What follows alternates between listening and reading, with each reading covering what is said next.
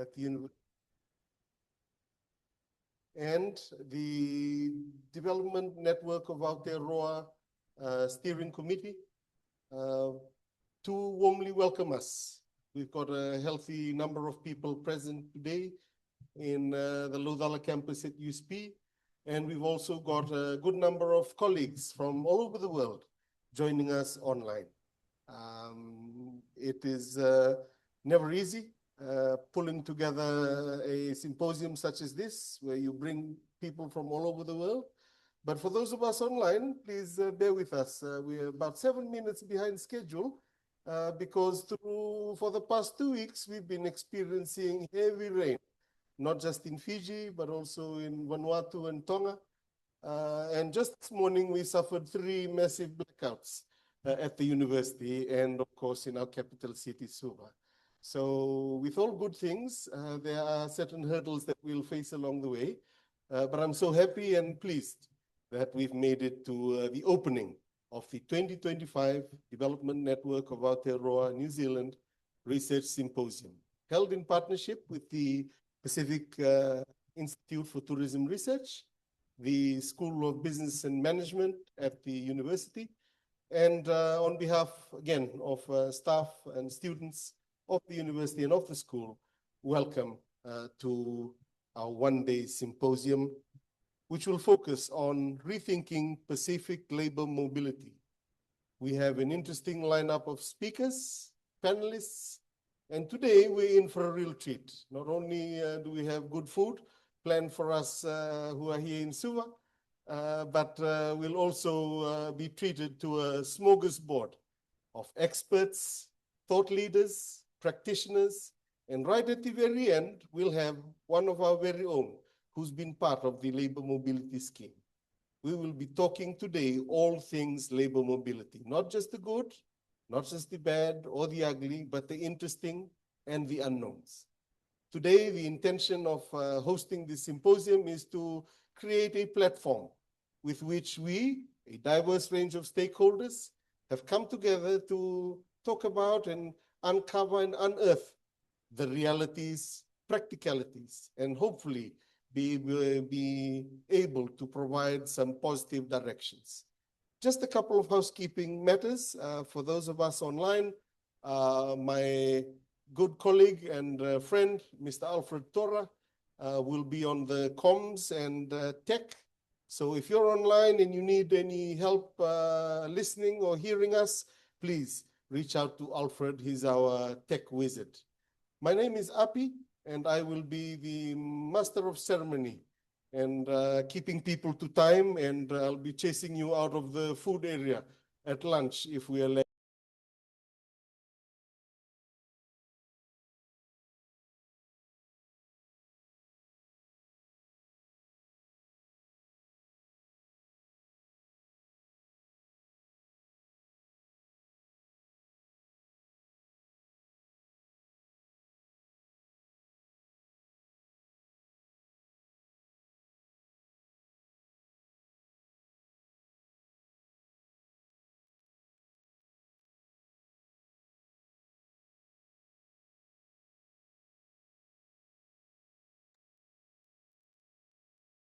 So you are on mute.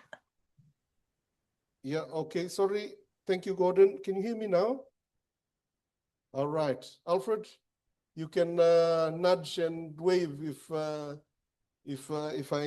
need to pay attention to the technology. So a rundown of the program today, divided into 2 parts. There's a keynote followed by a panel in the morning session, and a keynote followed by a panel in the afternoon session. Following, or right immediately after the panel presentations, we will be asked to break out into 3 different rooms. For those of us who are here in Suva, we've got room 1, room 2, room 3, and we've got ushers and volunteers ready to direct us to those 3 separate groups where we can discuss and really get into the nitty-gritty.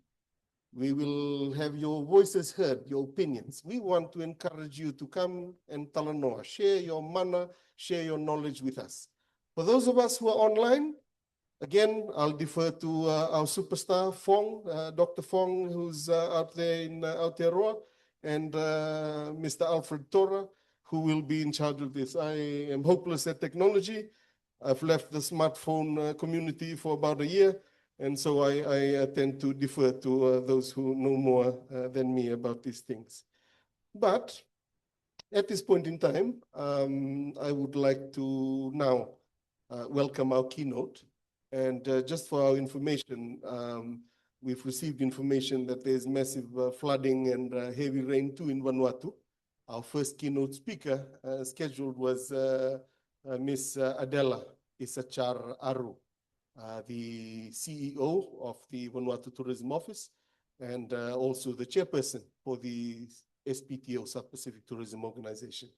They have not been able to communicate with us since yesterday. And, you know, these things happen in the islands, but we are so blessed and we're so happy to welcome one of our gurus.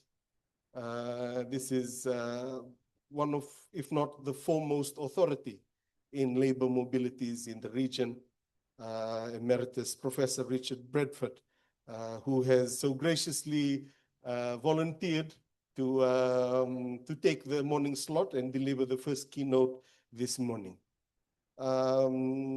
Emeritus Professor Richard Bedford, for those of us who are in the space, he needs little introduction, but for those of us who are here in the conversation for the first time, Professor Bradford basically wrote the book on everything labor mobilities. He's a leading migration scholar whose work since the mid-1960s, for those of us born in the 90s and 80s, Professor Richard has been there and done that when it comes to research in the Asia-Pacific region, focusing in particular on movements of people across the region.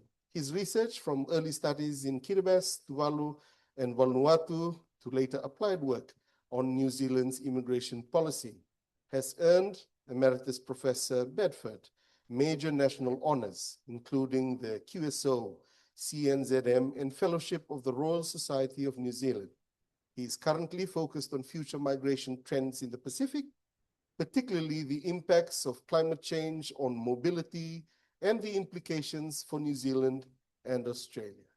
Ladies and gentlemen, online and in person, let's warmly welcome Professor Emeritus Professor Richard Bedford to the floor.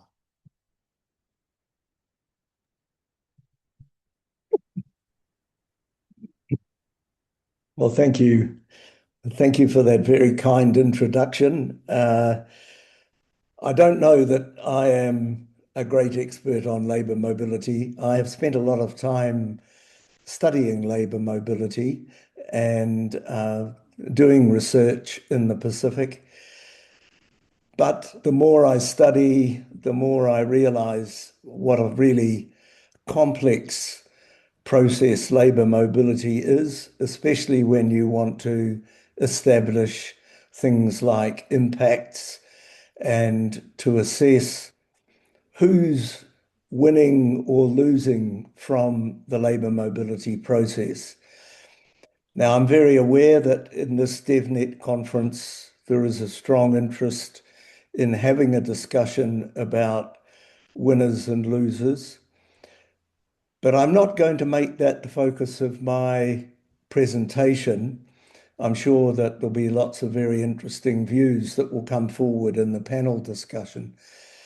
What I want to do in my presentation is give you a somewhat clearer perspective on the scale of labour mobility in the region, especially with reference to the seasonal work schemes that have become so important in many countries in the region for movement of people overseas, and also quite controversial at times. So I'm going to share my screen and hopefully work through a presentation which will give, I think, a better background for a more critical discussion of some of the challenges that labour mobility poses for Pacific countries, especially for workers, for families, and for governments.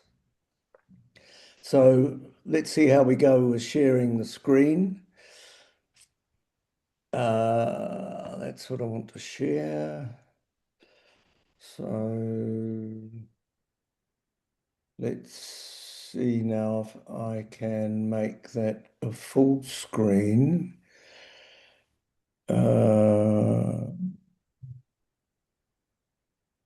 Where's the top? Where is it? Where is it? Slideshow.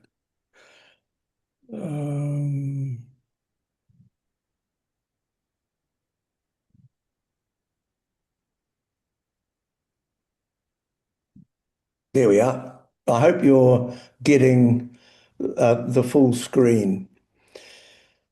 So I'm going to reflect a bit on current trends first, and the timing of the seminar is actually very appropriate because 3 weeks ago in the Solomon Islands there was a major meeting of government officials, employers, policymakers, workers in Honiara to discuss labour mobility. And some of you who are participating in the meeting may have had an opportunity to attend that meeting. There are no charges on the Pacific Labour Mobility Annual Meeting in terms of registration. It's an open meeting coordinated by the PACER Plus Implementation Unit in Apia. And just so you know a bit more about their role, which is a critical role in labour mobility, they're charged with implementing an agreement which is on the side of the PACER Plus trade agreement, which most Pacific countries have signed, not all of them, but most have signed up to it. And this agreement is to deal with aspects of labour mobility which are normally outside of the World Trade Organization's purview. And one of those is the movement of people who are not so-called skilled migrants or service migrants, but are people who are involved in things like the labour mobility schemes in Australia and New Zealand. In June this year, I estimated that around 116,000 Pacific people have participated in New Zealand's recognised seasonal employer scheme and Australia's short-term Pacific Australia Labour Mobility Scheme, or PALM, the short-term PALM one. There is another scheme that PALM runs, a long-term scheme, which I'll come back to. But at this stage, these numbers refer to essentially what you might call seasonal movers, people who go for 9 months or less to Australia and New Zealand to work. Now, somewhat fortuitously, this is roughly the same number of Pacific peoples who've been documented as being involved in international labour migration in the Pacific during the 50 years between 1861 and 1911, the era of the blackbirding trade.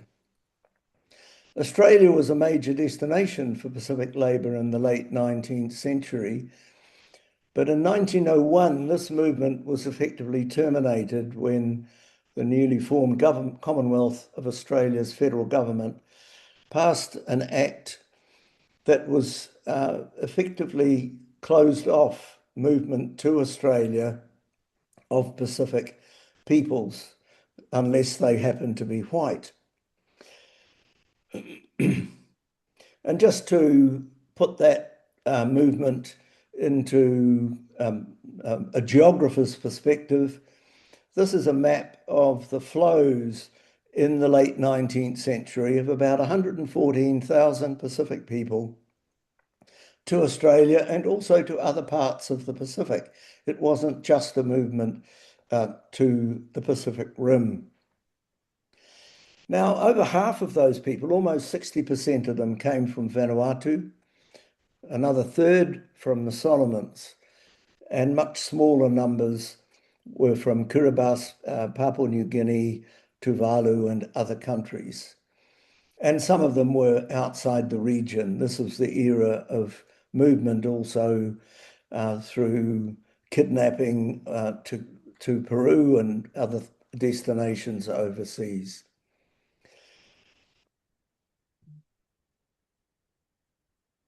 If we come to the current movement, this map gives you an indication of the flows into New Zealand since the RSE scheme began.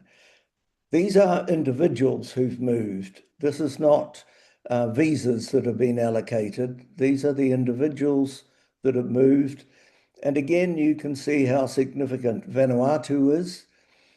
Solomon, Samoa, and Tonga, in the case of New Zealand, are the other two really big sources of workers over the last 18 years. Unfortunately, Australia doesn't have the data that will enable me to produce the equivalent map for Australia, but using some reasonably, I think, realistic assumptions about seasonal migration, I've estimated that at least 60,000 seasonal workers have also participated in Australia's short-term Pacific Australia Labour Mobility Scheme since it started in 2012. So this is the origins of the 116,000. And 40% of that 60,000, that 116,000 workers, again, has come from Vanuatu.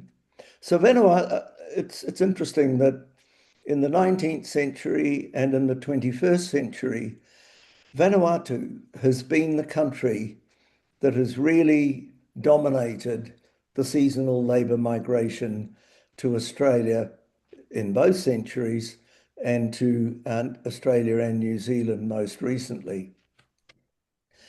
Now, more generally, there are four broad types of labour mobility in the region. There's movement of labour within countries, which involves by far the largest number of people, but I'm not going to be discussing this here. I think this is a form of labour mobility which sadly is not given nearly enough attention in the literature in the Pacific. It's one that certainly Pacific researchers could be much more actively engaged in exploring using local data sources than we tend to get. Then there's labour mobility between Pacific countries, which is more significant than many people think, and I will come to this towards the end of the presentation. Labour mobility to countries on the southern and northeastern Pacific Rim.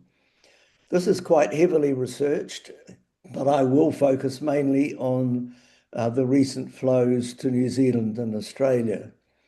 And then there is labour mobility from Pacific countries to other parts of the Pacific Rim, but also to Europe, to Africa, to Latin America. Again, not well documented in many cases and researched, but again, I won't have time to discuss this here. I've mentioned the Pacific Island Labourers Act in Australia in 1901, which effectively terminated immigration of non-white people from all island countries in the Pacific, except for New Zealand. And therefore, labour migration to Australia from the Pacific was highly regulated and generally very restricted. I want to stress that the decision to introduce a seasonal work program in Australia in 2012 that matched New Zealand's RSE scheme marked the beginning of a major revolution in Australia's immigration policy relating to the Pacific. In 2019, they added a 3-year visa program to their short-term one, mainly for primary sector industries. And this 2019 scheme, the Pacific Labour Scheme, was merged with the short-term one into the PALM scheme in 2021. We shouldn't underestimate the significance of the policy change in Australia that is associated with the introduction of those mobility schemes. As someone who's spent a long time studying immigration policy in both countries, this is one of the most remarkable policy shifts over a short term that I've seen in all of the time I've been working on immigration. So what about the numbers involved in these schemes? Well, and we'll now look at numbers that are actually onshore at a particular time. These maybe are a bit more realistic than the numbers that have ever been in the scheme. So onshore in March this year, in Australia, there were, let's have a look, 16,000 people on the long-term scheme, PALM scheme, 14,600 on the short-term or seasonal scheme, and 13,400 on the RSE scheme. So that's an indication of the scale and a comparison across the three schemes.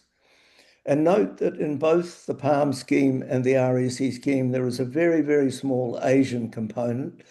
I won't discuss that further, but I can, if anybody's interested in that, contact me. I'll give you my contact details at the end, and I can send you information on any of the issues that I'm discussing here today if you want it. The long-term, it's important to appreciate that the long-term PALM scheme in Australia accounts for now slightly more workers on the ground each year than the short-term one. This is not surprising because the people on long-term visas are hanging about for at least 3 years, most of them, and some of them extending out to 4 years now. But sometimes people tend to overemphasize the seasonal scheme in Australia. Let's not lose sight of the fact of the long-term labour mobility that they've also now enabled. The participation in across different countries varies quite markedly. You can see how Vanuatu stands out. These are raw numbers in each of the schemes. You can see in Vanuatu's case how it really stands out by comparison with other source countries. But Solomons and Fiji are both very significant, especially Fiji in the long-term labour migration scheme. Solomons increasingly so there. Interestingly, in Vanuatu, by far the biggest share is in the seasonal schemes, not in the long-term scheme. So be careful when analysing labour mobility by country, not to generalise too much about which scheme is attracting most of the workers from a particular country. There are quite significant variations across the region in the way countries or people from different countries are participating in the schemes. And this is another picture of that variation across countries, this time expressed as percentages of the total number absent in March in Australia and New Zealand on the long-term PALM, short-term PALM, and the RSE. And you can see that the only country where the RSE scheme in New Zealand is the most prominent one is Samoa. All the others, the schemes in Australia, have now overtaken participation in the labour schemes, overtaken New Zealand. And if you look at Papua New Guinea, Solomons, Fiji, Nauru, which is very small numbers, Tuvalu, Kiribati, they're very heavily now impacted by the long-term rather than the short-term scheme. Well, what about the impacts? These schemes are highly gendered, as I think all of you know. They're heavily dominated by males. And in the next graph, you'll sort of see how the percentages of female seasonal visa arrivals each year changes between 2011-12 and 2023-24. I've had to stop at 23-24 because Australia has stopped publishing data on visa arrivals. What they're tending to do now is just give you data on numbers in the country at a particular time. So if we just look at the graph, the blue line is the RSE. These are women, percentages of women in the short-term PALM scheme, the seasonal PALM scheme, and the RSE scheme. People arriving in each of those years who were females. And in New Zealand's case, over that period, it's never exceeded about 16.5%, and it's dropped now to slightly below 10%. In the case of Australia, it has risen generally. The big dip around 2021 is COVID, of course. And in Australia's case, Australia didn't close their border completely as New Zealand did. Australia continued recruiting seasonal labour during COVID, and that's why their percentages have been much higher there. So it's a very male-dominated scheme, and that, by definition, is going to have significant impacts back in rural communities. It's also important then to look at what is the impact of taking large numbers of males away from Pacific Island countries in terms of the numbers of males that might be available in the country to be involved in the labour force. So in the next couple of graphs, what I've done is taken the numbers of males aged 20 to 59 years who are involved in the the numbers of males involved in the RSE scheme and the short-term PALM scheme who are males, and express these as a percentage of the male populations in the island countries aged 20 to 59. I don't have the exact data on the ages of males in the RSE and PALM schemes. That is not readily available, but what you can assume, because of the way the policies are structured, is that the great majority of them will be between 20 and 59 years of age. So the first graph shows the actual numbers of men on these visas, and the second graph shows the percentage of those numbers as a share of the population in the country around of the data I'm using for in-country populations is around 2024. So it's not exact data, it's not exact comparisons, but it's something that gives you a pretty clear indication of the fact that although Vanuatu has by far the greatest number of men absent, followed by Fiji, Solomon, Samoa, and then further down Tonga, Timor-Leste, one Asian country in Australia, Papua New Guinea, and so on. When it comes to percentages of their male workforce back home, Tonga comes out right up at the top with almost 25% of its male labour force absent in March 2025 in Australia and New Zealand, just in the seasonal schemes. Now, if you did something like that to the population of New Zealand, you would end up with very much bigger numbers of people in their 20 to 59 year age range, males living in Australia, than the numbers currently there and the numbers that currently cause our government a lot of concern.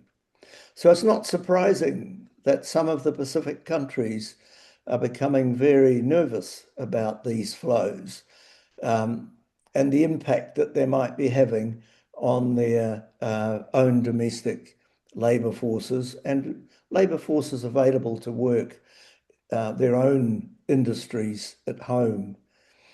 So Tonga, Vanuatu, Tuvalu, Samoa come out at the top, and at the very bottom, of course, are the Pacific countries with much larger populations like Papua New Guinea, Fiji. Nauru has a very small number of workers overseas. I'll just give you one final perspective on this because I think just looking at the numbers absent at a particular time doesn't really give you a measure of the impact that the schemes have had on the male labour force of Pacific countries. Because of a particular database that we've been able to construct in New Zealand, I can now estimate the number of adult males over time who have participated. These are the individuals who have participated in the RSE scheme. So this data only relates to the RSE scheme over the past 18 years. And what it shows is when you look at the numbers of Tongan males aged 20 to 59 who have ever worked on the RSE scheme, you get a very different perspective on those percentages. It comes up to almost 40% of Tongan men aged 20 to 59 have ever worked on the RSE scheme. This doesn't match exactly what Tonga's census in 2021, which asked a question about participation in the scheme, showed.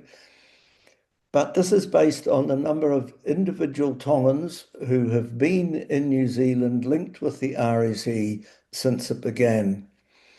And, when you look at the size of Tonga's population of around 100,000, that's a very big share of their males offshore.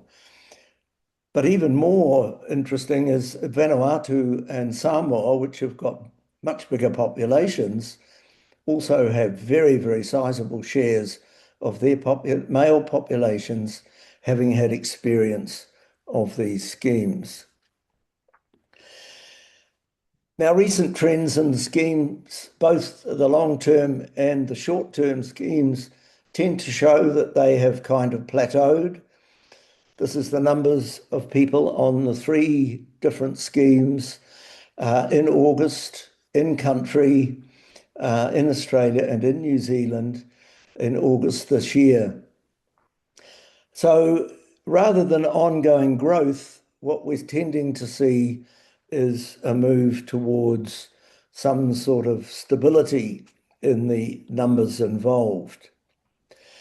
Now, I'm conscious of time. I'm just going to move quickly now to a couple of comments on intra-Pacific mobility, because this is a form of mobility that I think the PACER Plus unit in Samoa is very interested in trying to get a better understanding of and wanting to see opportunities. So in a way, this speaks to the scheme, to the seminar's theme of opportunities.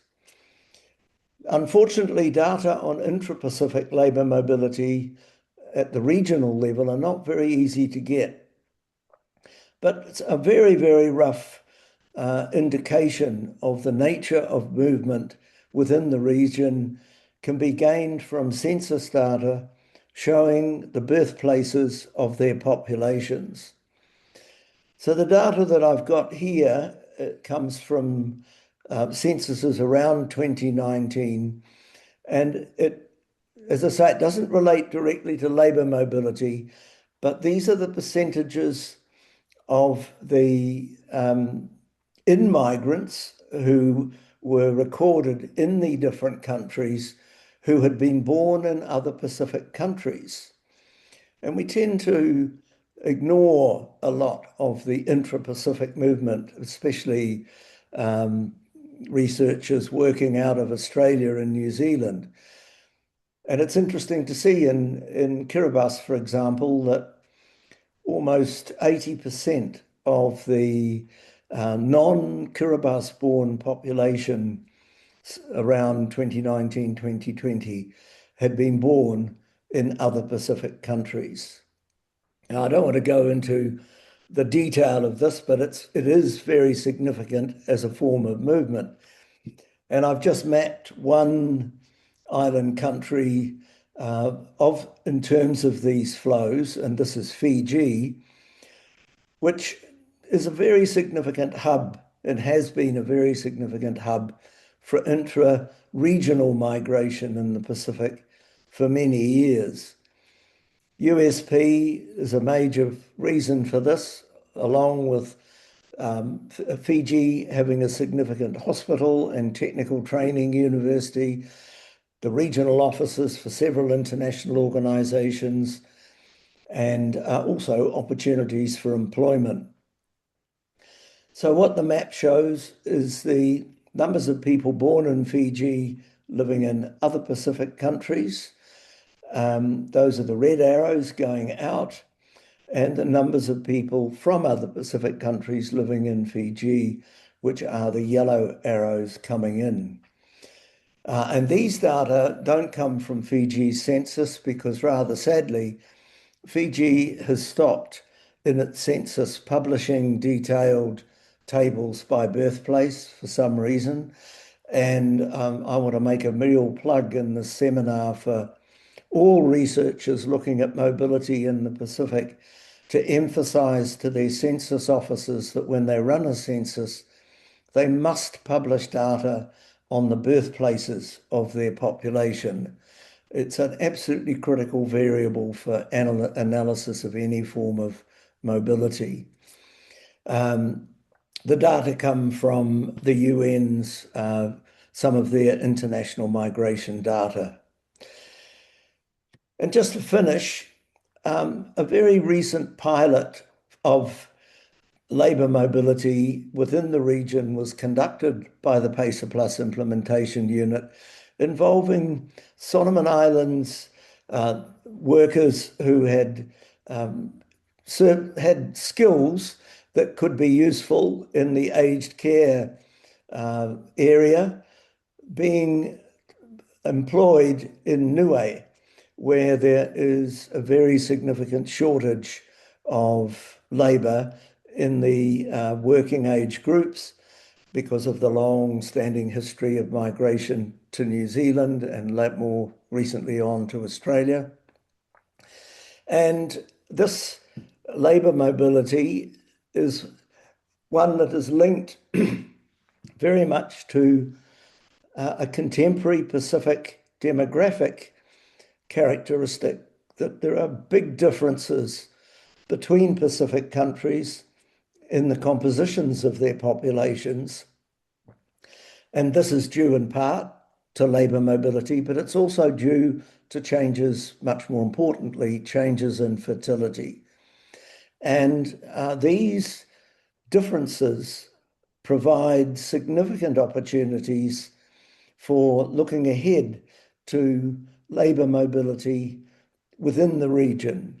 Countries which have population structures like the Solomon Islands, Papua New Guinea, to a lesser extent now Vanuatu, with very significant shares in the youthful working age groups and the middle age groups, might well find opportunities for work if their people are looking for work overseas in other Pacific countries where their age structures are very different, such as the population of Niue. I just want to finish with a reference to a report that was completed for the Ministry of Foreign Affairs and Trade, which looked at demographic histories and future trajectories in the Pacific. And rather than using the old classical three-region approach of Melanesia, Micronesia, and Polynesia, we used a somewhat different regional classification. We broke the region into 5 clusters of countries. We used neutral labels: Northern Pacific, Eastern Pacific, Central Pacific, Western Pacific, and the French territories.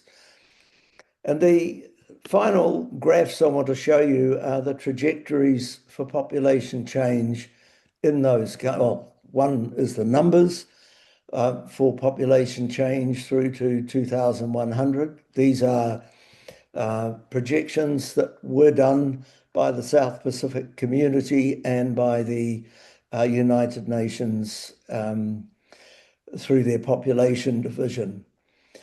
They are probably high estimates. They are their medium estimates when we looked at them. But over time, I think these will be shown to be high estimates. And when you put them in a graph, these are the 5 different Pacifics that you might be looking at in terms of population change.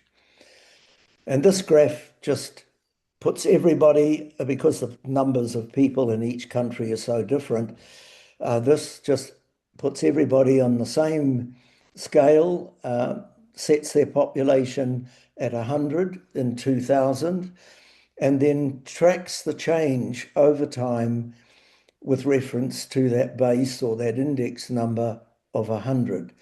So what does it look like in 2050? What does it look like in 2100? Well, you don't have to be a rocket scientist to know that the population of the Western Pacific is changing at a completely different rate from the populations in the Central Pacific countries, the Eastern Pacific countries, and the Northern Pacific countries. Labour mobility is playing a very significant part in this change in the future. But the reality is there are very different Pacific populations which provide very different opportunities in the future for labour mobility. So I'll finish there. And if there are things that you would like, or papers that give you a better understanding of some of the numbers I've used, or that you want to be really critical about, that'd be really good. Let me know, and I can send you copies of papers if you think they would be of any value. Banaka Bakalevu. Thank you so much, Professor Emeritus Richard Bedford. Ladies and gentlemen, let us warmly thank the good professor. You know, Professor Richard, it was a real treat for us this morning. Looking online and looking across the lecture hall today, we have a very diverse group of individuals here representing community organizations. We have a few social media influencers. We've got colleagues from across the university and across the NGO sector. And your gracious and generous words this morning remind us of the philosophical foundations of what Pacific labor mobilities is, or what it entails. You have enlightened us on the different types of mobilities, reminding us that even within countries, there are movements of people to and fro for various reasons. Although you did not get into it, you gave us the perspective from a regional angle. And indeed, the topic, Charting the Pacific's Migration Future, Opportunities Forgone and Pathways Ahead, really culminated with your projections on how different parts of the Pacific will evolve and move forward in a different way, and will follow different pathways. And of course, your words of wisdom reminding us to revisit policies, to question data, and to ensure that whatever scheme is developed and approved will be to the benefit of our people not just today, but into the future. Ladies and gentlemen, let's welcome Professor Bedford once more. So, yes, please, a round of applause. Thank you. Thank you. No, it's been 5 years since COVID. We're still trying to get used to the online and in-person relationships and interactions in these types of spaces. So, ladies and gentlemen, I know we have a few questions. We'll get to the roundup of questions when we convene in the various breakout rooms. You look at our program today. We've got our first panel immediately after this. And please, if you have any burning questions for our wonderful keynote speaker, you're welcome to put them up on the chat, and please note them down because we will have a chance to interact directly with Professor Bedford during the breakout sessions. Those of you online, thank you for your attention. Thank you for being with us. At this point in time, I'd like to welcome our first panel for today, and it's on the impacts of labor mobility schemes. We are very fortunate that we will be sharing the stage with 2 speakers online and 2 speakers who will be presenting in person from our Lodala campus. I have the honor and privilege of welcoming and introducing our first panelist, Dr. Masami Tsuchita, originally from Osaka, Japan, who is an associate professor of development studies at the National University of Samoa. She has served in this role since 2017, and her research interests center on the international, transnational, regional, and local movements of people in the pursuit of a better life. She holds a PhD in geography from the University of Hawaii at Manoa, with a focus on development studies and cultural geography, as well as a master's in Pacific Island Studies from the same institution. Ladies and gentlemen, let's welcome our first panelist, Dr. Masami Tsuchita from the National University of Samoa.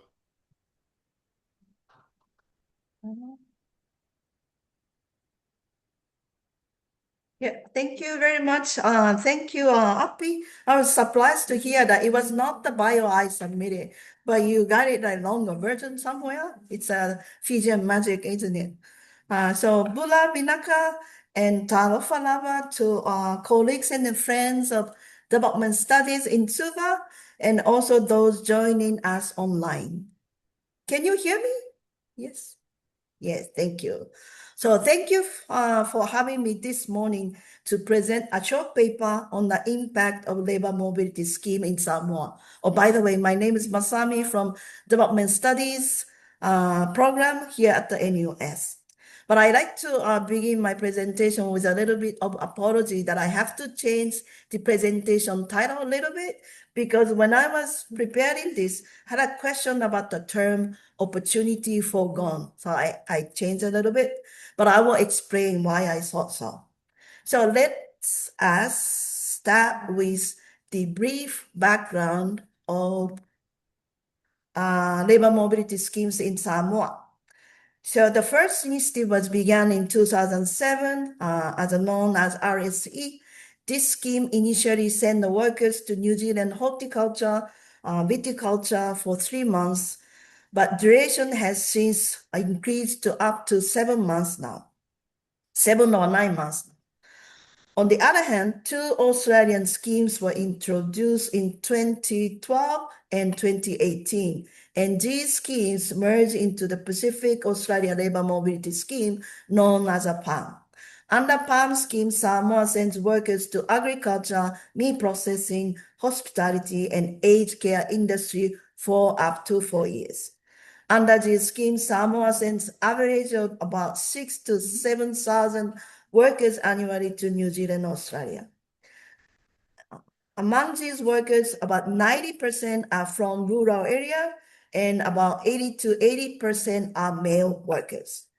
As often mentioned, these schemes were designed under the win-win framework.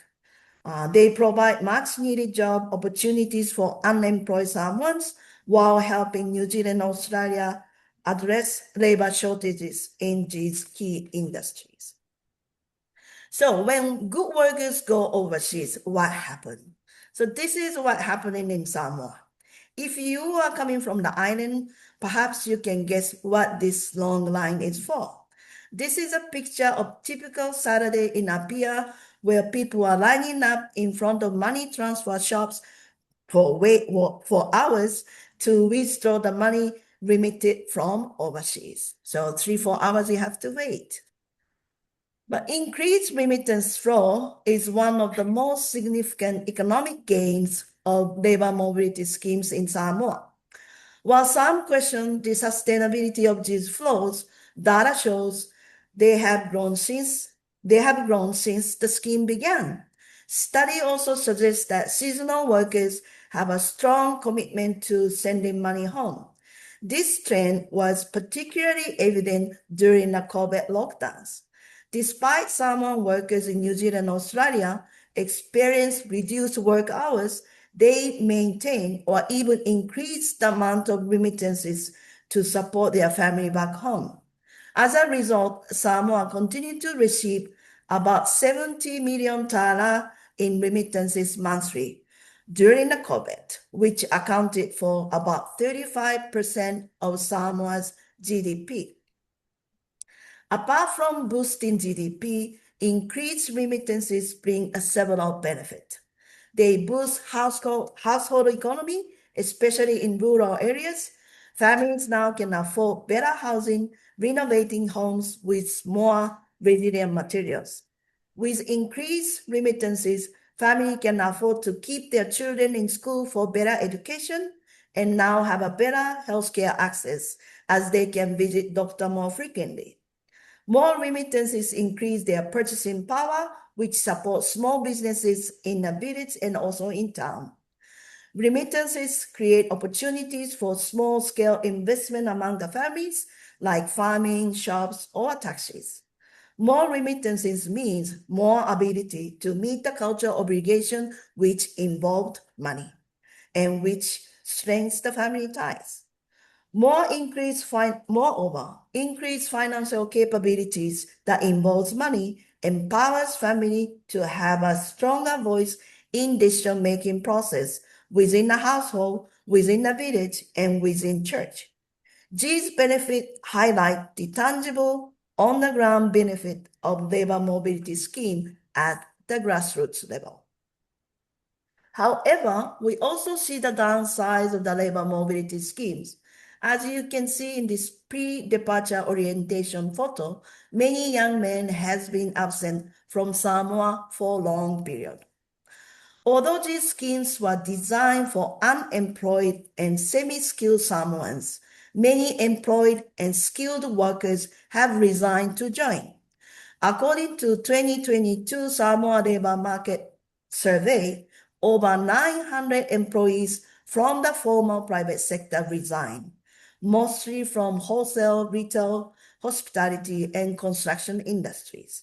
So that's why the president of Samoa Chamber of Commerce called the scheme as double-edged sword, helping families but hurting local businesses by taking trained workers away.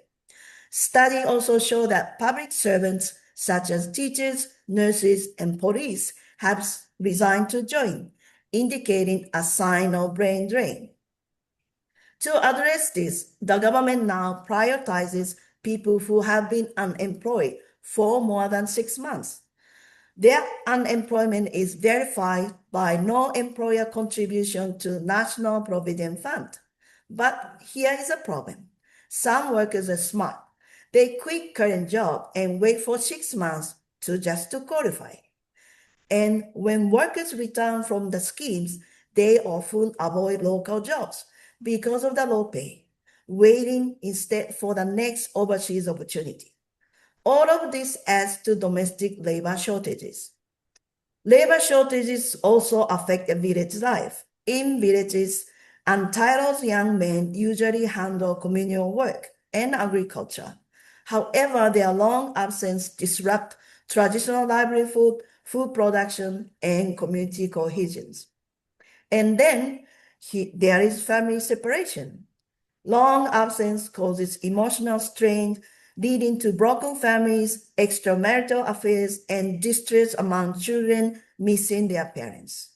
We also see in several cases in our church example of this social cost behind the economic gain.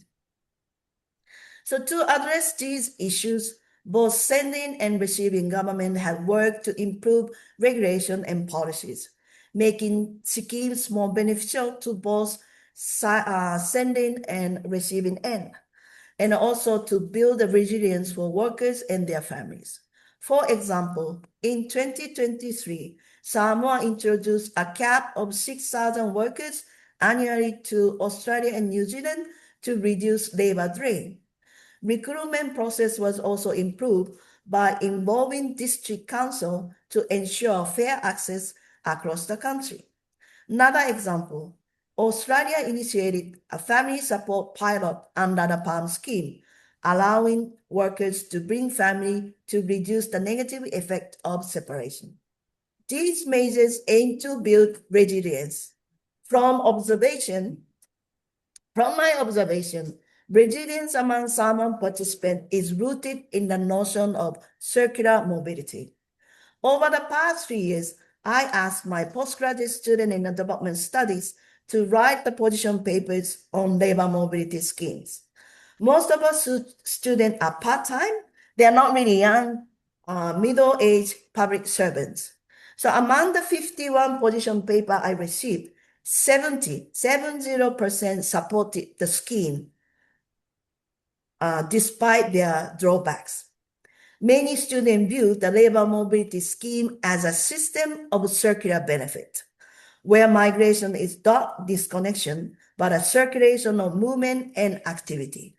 In this cycle, workers go overseas to earn and remit income, return with savings and some skills, and families and community benefit through reinvestment and improved living standards.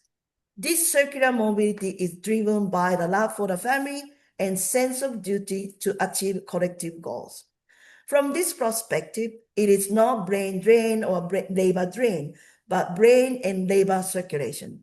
And it is not opportunities forgone, but opportunities renewed or to be renewed in due course.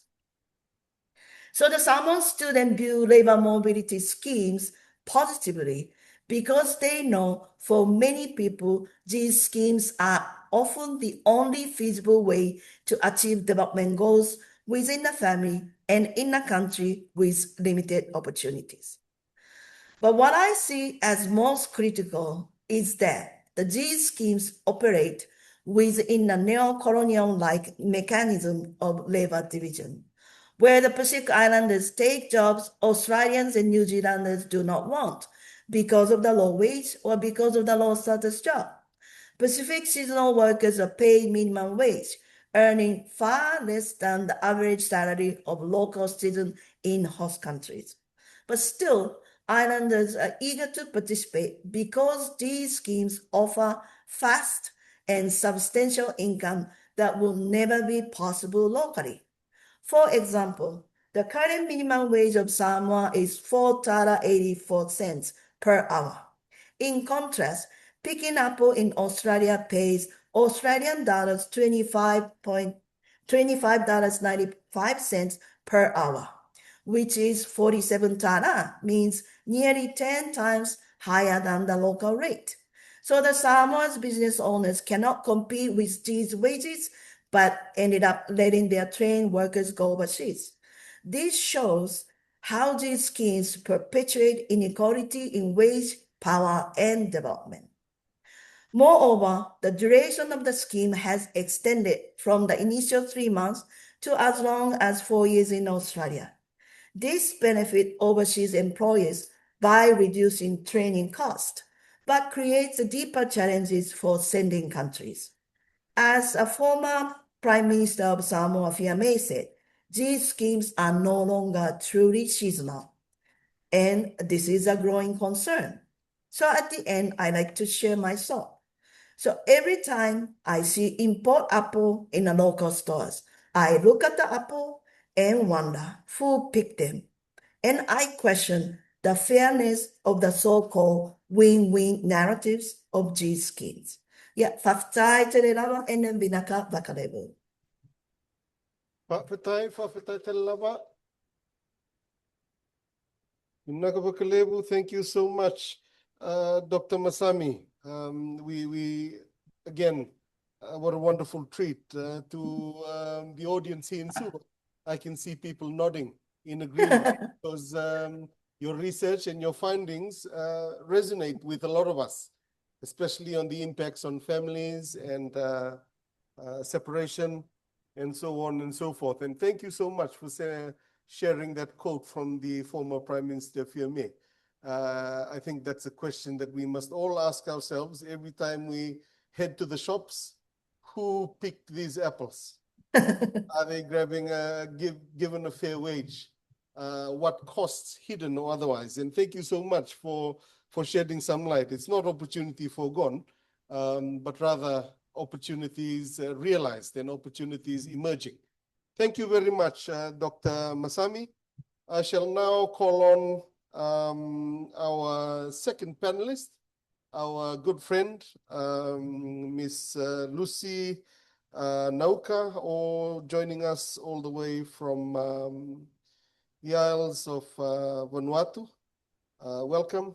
Please feel free to start sharing your screen while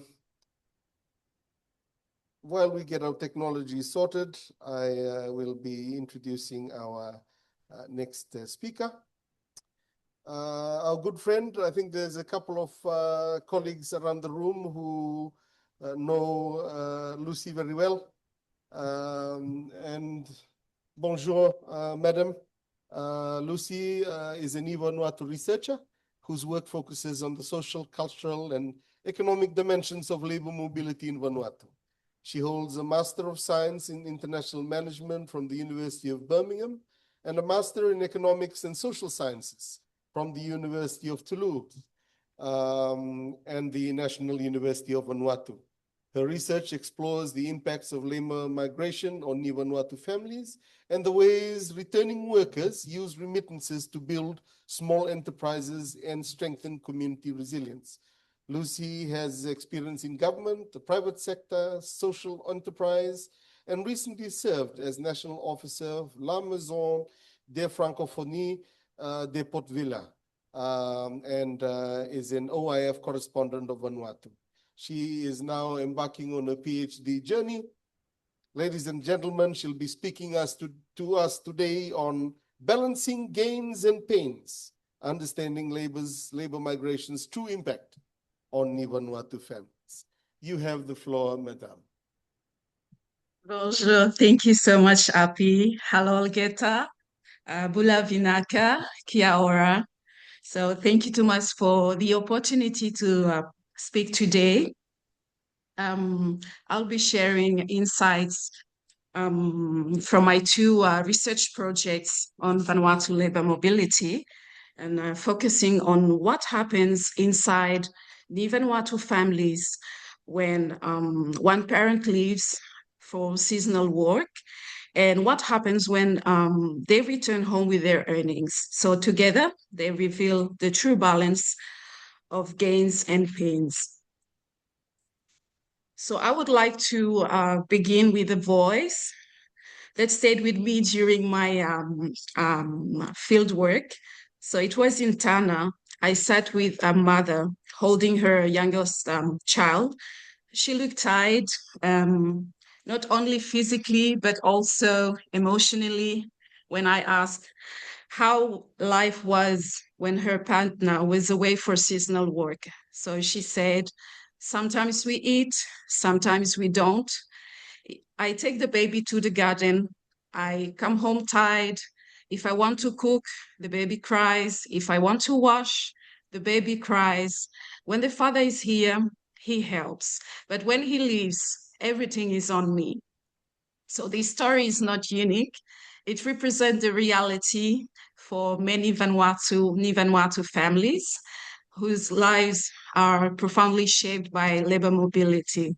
So this is why I want to begin here, because labor mobility is not only about contracts, remittances, it is also about families, emotions, relationships, and survival. So for many families, labor mobility is a lifeline. Income overseas can be up to 10 times higher than the local wages. Families use this money to build, renovate house, pay school fees, and sometimes start small businesses. Many parents also describe this income as their social security, so a chance to secure a better future for their children. But these gains rest on fragile foundation. Many households fall into dependency, relying on the worker's next departure. Savings runs out quickly. Financial literacy remains low, especially in rural areas. And when workers return home, they face limited job opportunities, which pushes them to leave again. One interviewer during my fieldwork gave advice that captures this fragility. When you return, you don't spend all your money. Keep some safe. If you can't save it, give it to someone you trust. So these words reflect the reality of financial struggle and daily survival.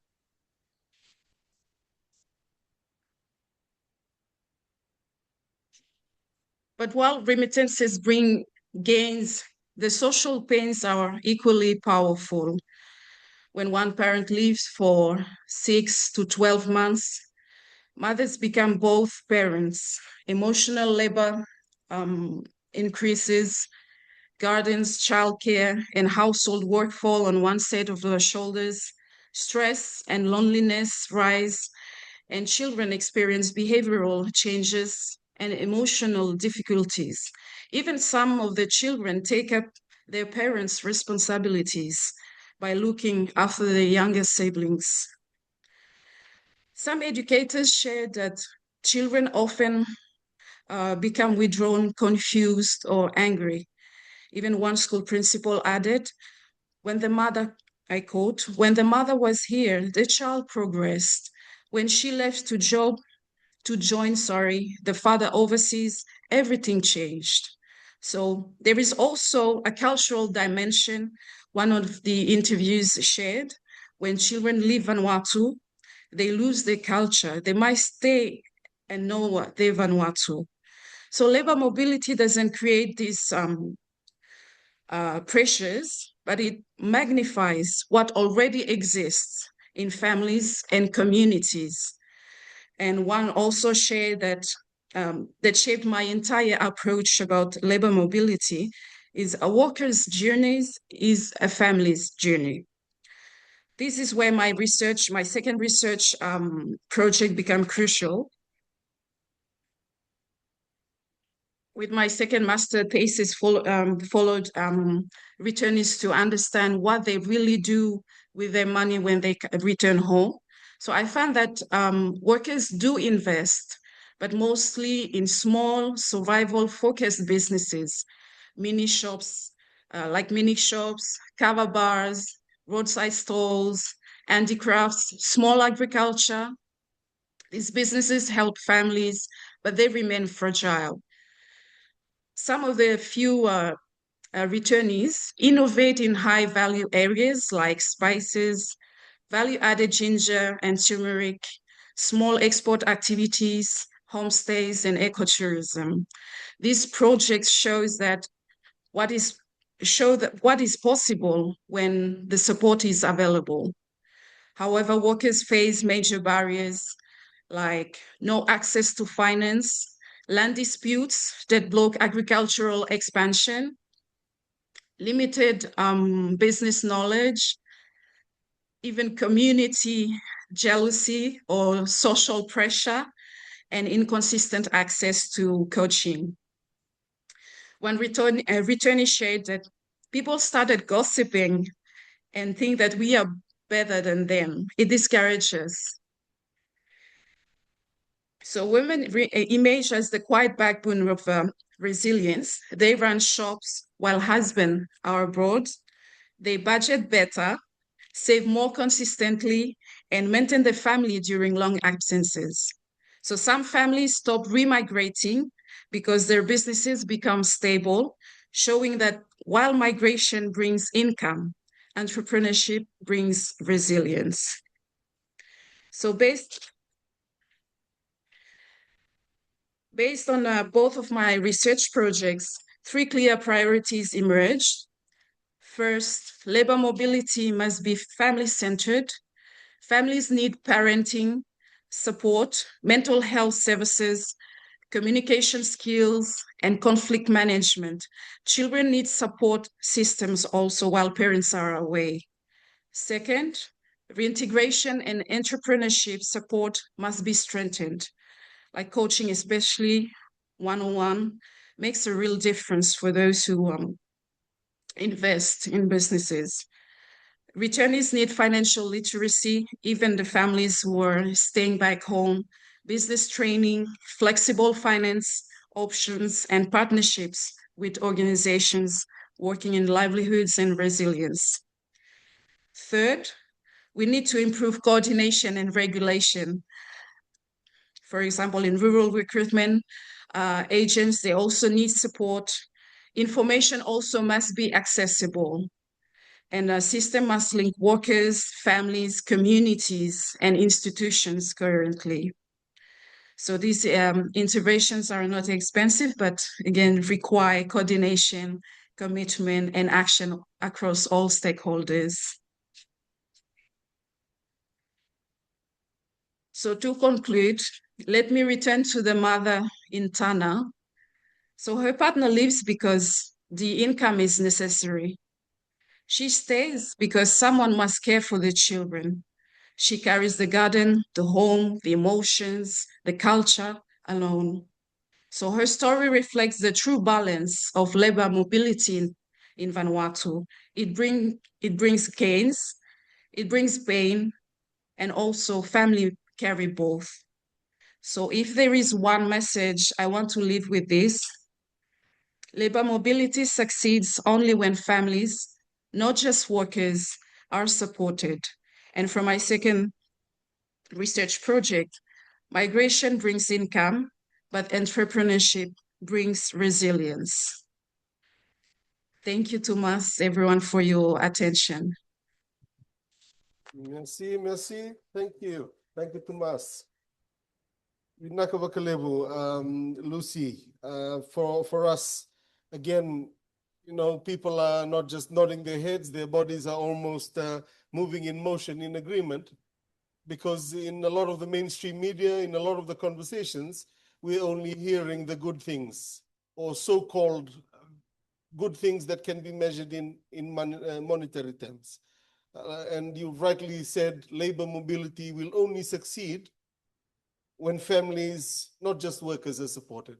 This is a very powerful statement, and a statement that we must bring front of mind, because when parents are separated, families and intergenerational impacts are bound to occur. And thank you so much once again, Lucy, for such a powerful presentation and wonderful work that you're doing with your research. Thank you and congratulations to you. Ladies and gentlemen, now I have much pleasure in inviting our powerful friend, who was once the heart and soul of the Pacific Ocean's Climate Change Assessment Team, or POCA report, Dr. Christina Laala Itausa, is a regional manager, Pacific and Timor-Leste, at the Pacific Labor Mobility Support Program, where she leads strategic engagement with labor sending units in Pacific partner countries.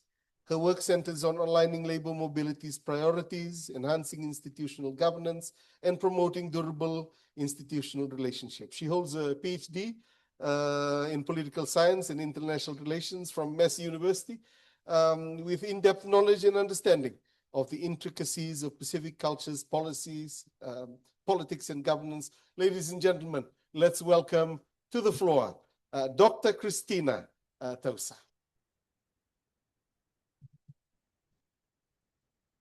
Good morning, everyone.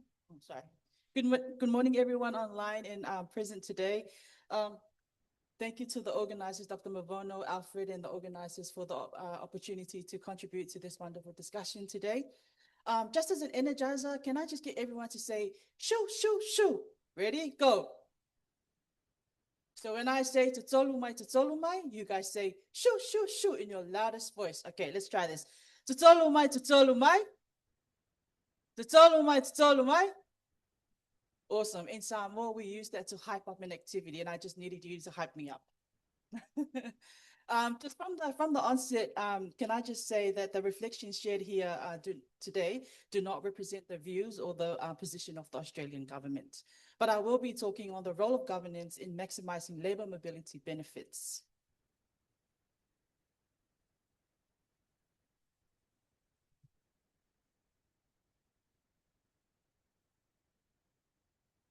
And I guess I thought it would be good to and useful to start with framing governance in the context of the PALM scheme. And while this paper sort of focuses on internal governance within partner countries, it's important to note that the PALM scheme operates within a wider bilateral governance framework between the Australian government and its 10 partner countries. The scheme is intentionally designed to respect national sovereignty by enabling each country to apply its own policies, processes across worker registrations, mobilization, welfare oversight, and reintegration.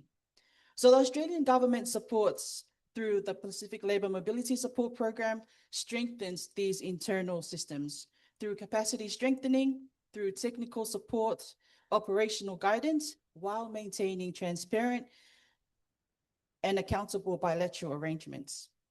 So this balance ensures that governance is reinforced at both the national level in country and the bilateral levels, enabling a more coherent, reliable, and development-focused PALM partnership that ultimately maximizes labour mobility benefits.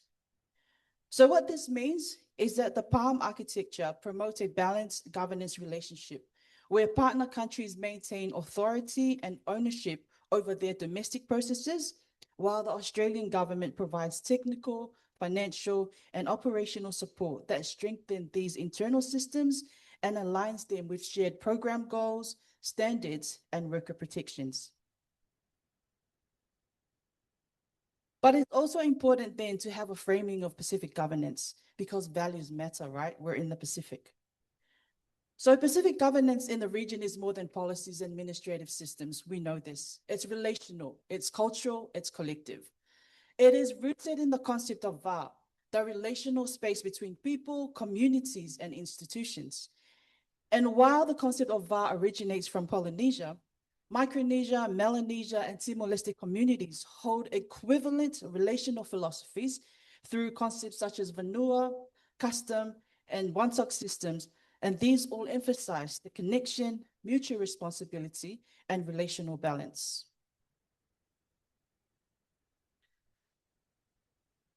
So labor mobility is a whole of government ecosystem.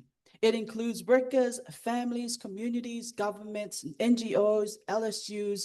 It also includes us here in the room. And governance, good governance, shapes how well our partner countries protect their workers. Can I just get to the next slide, please? Yeah, thank you. So good governance shapes how well our partner countries protect their worker well-being while they're overseas. It ensures safe and ethical recruitment. It strengthens data and reporting systems. It coordinates across ministries and partners. It strengthens how much we leverage remittances and reintegration for national development, and also builds sustainable labor mobility pathways. So countries with stronger governance structures experience smoother processes, clearer communication, and achieve more strategic outcomes that we know from data.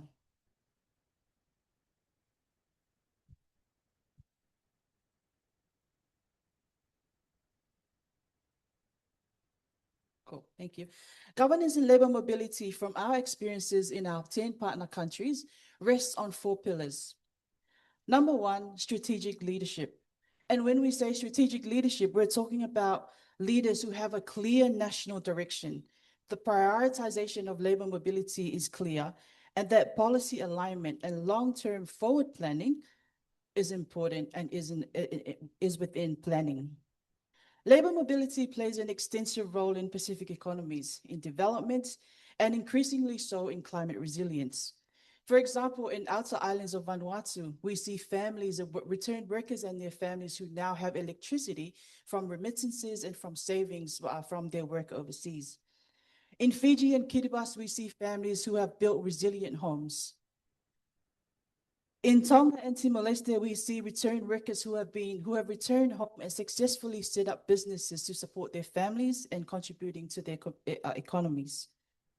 In Samoa, new skills that have been learned from Australian farms have enabled returned workers to develop small-scale farmings that then address food security.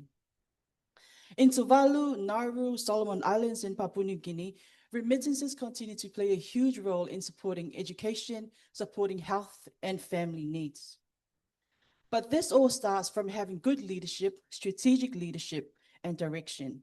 It needs a whole of government approach and policy alignment across the board. And we know that strong leadership creates clarity and confidence for employers, for workers, for partners, and for communities. Number 2 on the list there is institutional strengthening. And what we know from institutional strengthening is that when there are strengthened institutions, we have functional labor sending units. We have stable staffing, there is efficient resourcing, and there are effective standard operating procedures and robust data systems. And what these do is that these foundations reduce the risks, it improves productivity, and therefore enhances accountability. So the Pacific Labour Mobility Support Program under the support of the Australian government are well embedded within our 10 partner countries' labour sending units at the invitation of our partner countries. So, and we're embedded there to provide technical, strategic, and budgetary support to strengthen such institutions. Number 3, coordination and partnership.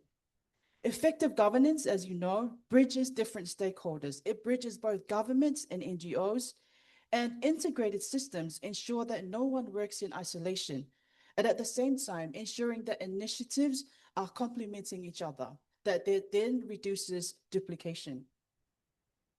And this comes about when stakeholders are talking to each other. We can have ministries within one government that do not talk to each other, but this is really important. And when it's being led and supported by strong relational, respectful, genuine coordination and partnerships, we can achieve governance, good governance. Number 4, accountability and transparency. Strong reporting, ethical recruitment processes, monitoring of worker welfare, and open communication, to name a few, matter, because these build trust and credibility within national and regional systems. The Pacific Labour Mobility Support Program under the Australian government mandate have robust monitoring and evaluation structures to support this reporting. Together with LSUs or labour sending units, we collect, analyze, and communicate data that helps to inform labour mobility policy and decision-making at the national level. Also from data, we know that LSUs or labour sending units are mastering the mechanics of labour mobility and are now transitioning to some of the complexities of labour mobility, which include how to best measure ecosystem engagement and collaboration, how to best measure worker-ready skills, and how best to measure reintegration. But the relational space, the collective approaches, the Pacific governance and values and genuine respect that Pacific governance plays in this is crucial to achieving outcomes internally and externally. So across the region, and in particular in our 10 Pacific countries, we are seeing examples of governance practices that support in maximizing the benefits of labor mobility. We see that in Papua New Guinea, there's strong leadership direction that the leaders have there, and their prioritization of labor mobility is evidence, and there's evidence of alignment, we see that that works. In Kiribati, there is a clear national labor mobility strategy and a keen interest from government ministries on the want for a whole of government approach to labor mobility.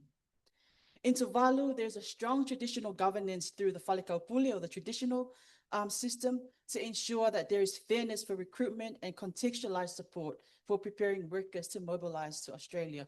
And in Vanuatu, there is a successful collaboration of stakeholders, both government and NGOs, as well as leveraging provincial offices and the Department of Labor, because then that further enhances worker support and builds local ownership.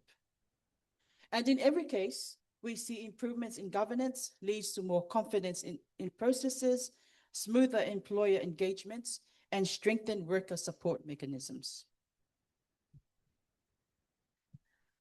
But our experiences working with our 10 partner countries also highlights to us key governance insights that we continue to support.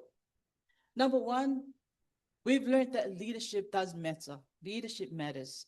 And so leadership in LSUs, in labor sending units, leadership through CEOs, through permanent secretaries, directors, commissioners, with clear direction coupled with a vision for whole of government approach and policy alignment, those guys tend to demonstrate stronger decision making. Number two, clear processes protect people and reduce risks. And we talk about standard operational procedures here. We talk about workflows and reporting templates, which improve transparency and reduce the reliance on individuals. This drives effective labor mobility workflows. It informs the vision, approach, and engagement of the labor mobility ecosystem. And we operate with the belief that while people create impact, processes ensure that those impacts are sustainable. Number three, people and genuine relationships drive outcomes. And this is through building the relationships based on trust, having respectful and open talanoa, a mutual ownership of risk and responsibility to address risks, and through a shared vision and understanding of labor mobility. So yes, trust, talanoa, and respect remain a core to Pacific governance, even in labor mobility. The fourth one, data does strengthen credibility. Accurate and timely data builds confidence within LSUs, it builds confidence within government ministries, it builds confidence of our donors, in this case of the Australian government and employers, and it shows transparency and fairness in selection processes. It gets buy-in from communities when data is there, and it counters and reduces the misinformation around labor mobility. But importantly, what data does is that it protects workers and demonstrates ethical practices for both employers and partner countries. And it ensures that outcomes are visible to communities, to us, to governments, and to our employers. And the last one there is that consistency trumps intensity. So it's not about intensity, it's about consistency. And that sustainable systems require steady, predictable practices. Labor mobility is a long-term system, so it requires ongoing effort for sustainability, not just short bursts of activity and effort. So for examples, our workers need steady supports, and our employers require reliability from our LSUs and not last-minute changes. And our stakeholders, and that includes people in this room, and our partners, trust LSUs by consistency of their delivery, of their support, of their coordination, and their outcomes. And we are confident that our capacity assessments results across our 10 partner countries is evidence to show that systemic capacity is improving within our partner countries' labor sending units. And these insights reflect both the strengths of Pacific relational leadership and the need for ongoing system-level investment. And these are areas that the PLMSP, with the support of the Australian government, are investing in across all our 10 partner countries.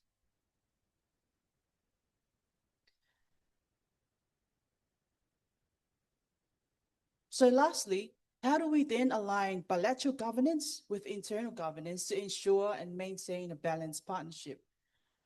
So the support that we provide for labor mobility in our 10 partner countries in terms of strengthening governance does not mean imposing external systems.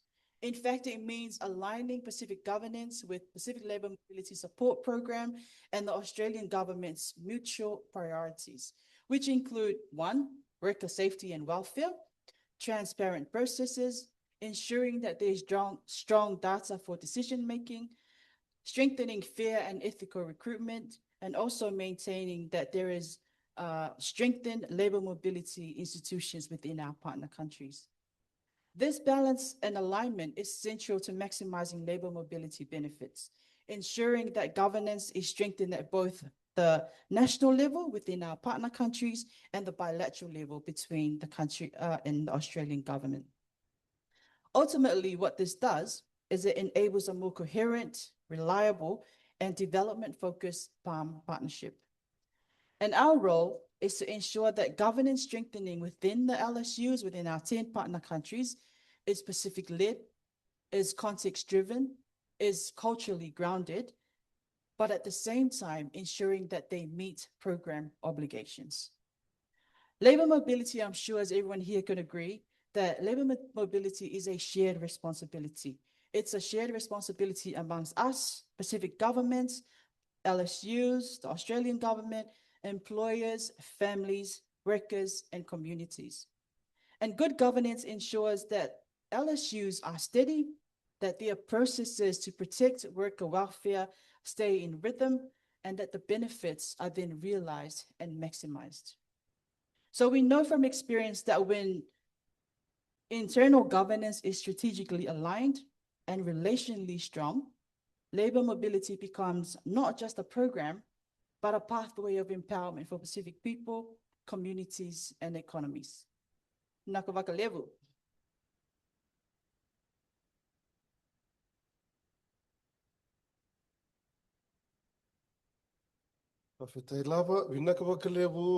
Dr. Christina. Ladies and gentlemen, again, you know, what a real treat. So far, we've listened to the insights from our keynote, our third panelist, Dr. Christina, charting the course, the role of governance, a lot of conversations that are happening in country and in the mainstream media focus on the impacts. And rarely do we think about the importance of having well-aligned and as aptly put by our panelist, Dr. Christina, well-aligned to be able to be a platform to deliver empowerment for our people. Not just jobs, not just opportunities, but within a well-organized governance infrastructure. Once more, thank you so much, Madam, for sharing your insights with us. Our final panelist this morning is none other than Ms. Merani Rogotimbau, who serves as the co-executive director of Balance of Power, a Pacific-led initiative working across Fiji, Vanuatu, and Tonga to challenge social norms around gender and promote inclusive leadership. Through the Balance of Power, she has spearheaded campaigns, research, and community programs aimed at strengthening women's and youth participation in civic and political leadership. Under her leadership, Balance of Power works with local organizations, traditional governance structures, and regional networks to create opportunities for marginalized voices to be heard and respected. Ladies and gentlemen, let's warmly welcome Ms. Merani Rogotimbau.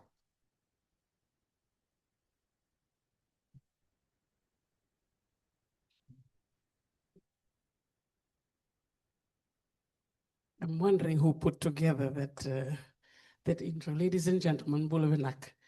I'm quite overwhelmed. I'm not a researcher, I'm not an academic. I don't have a prefix in front of my name. I'm a development practitioner. And as Dr. Api has shared, I work for a program which is DFAT funded that works to support women in leadership. So you might be wondering, why am I here? I was also questioning why I received the invite from the organizers.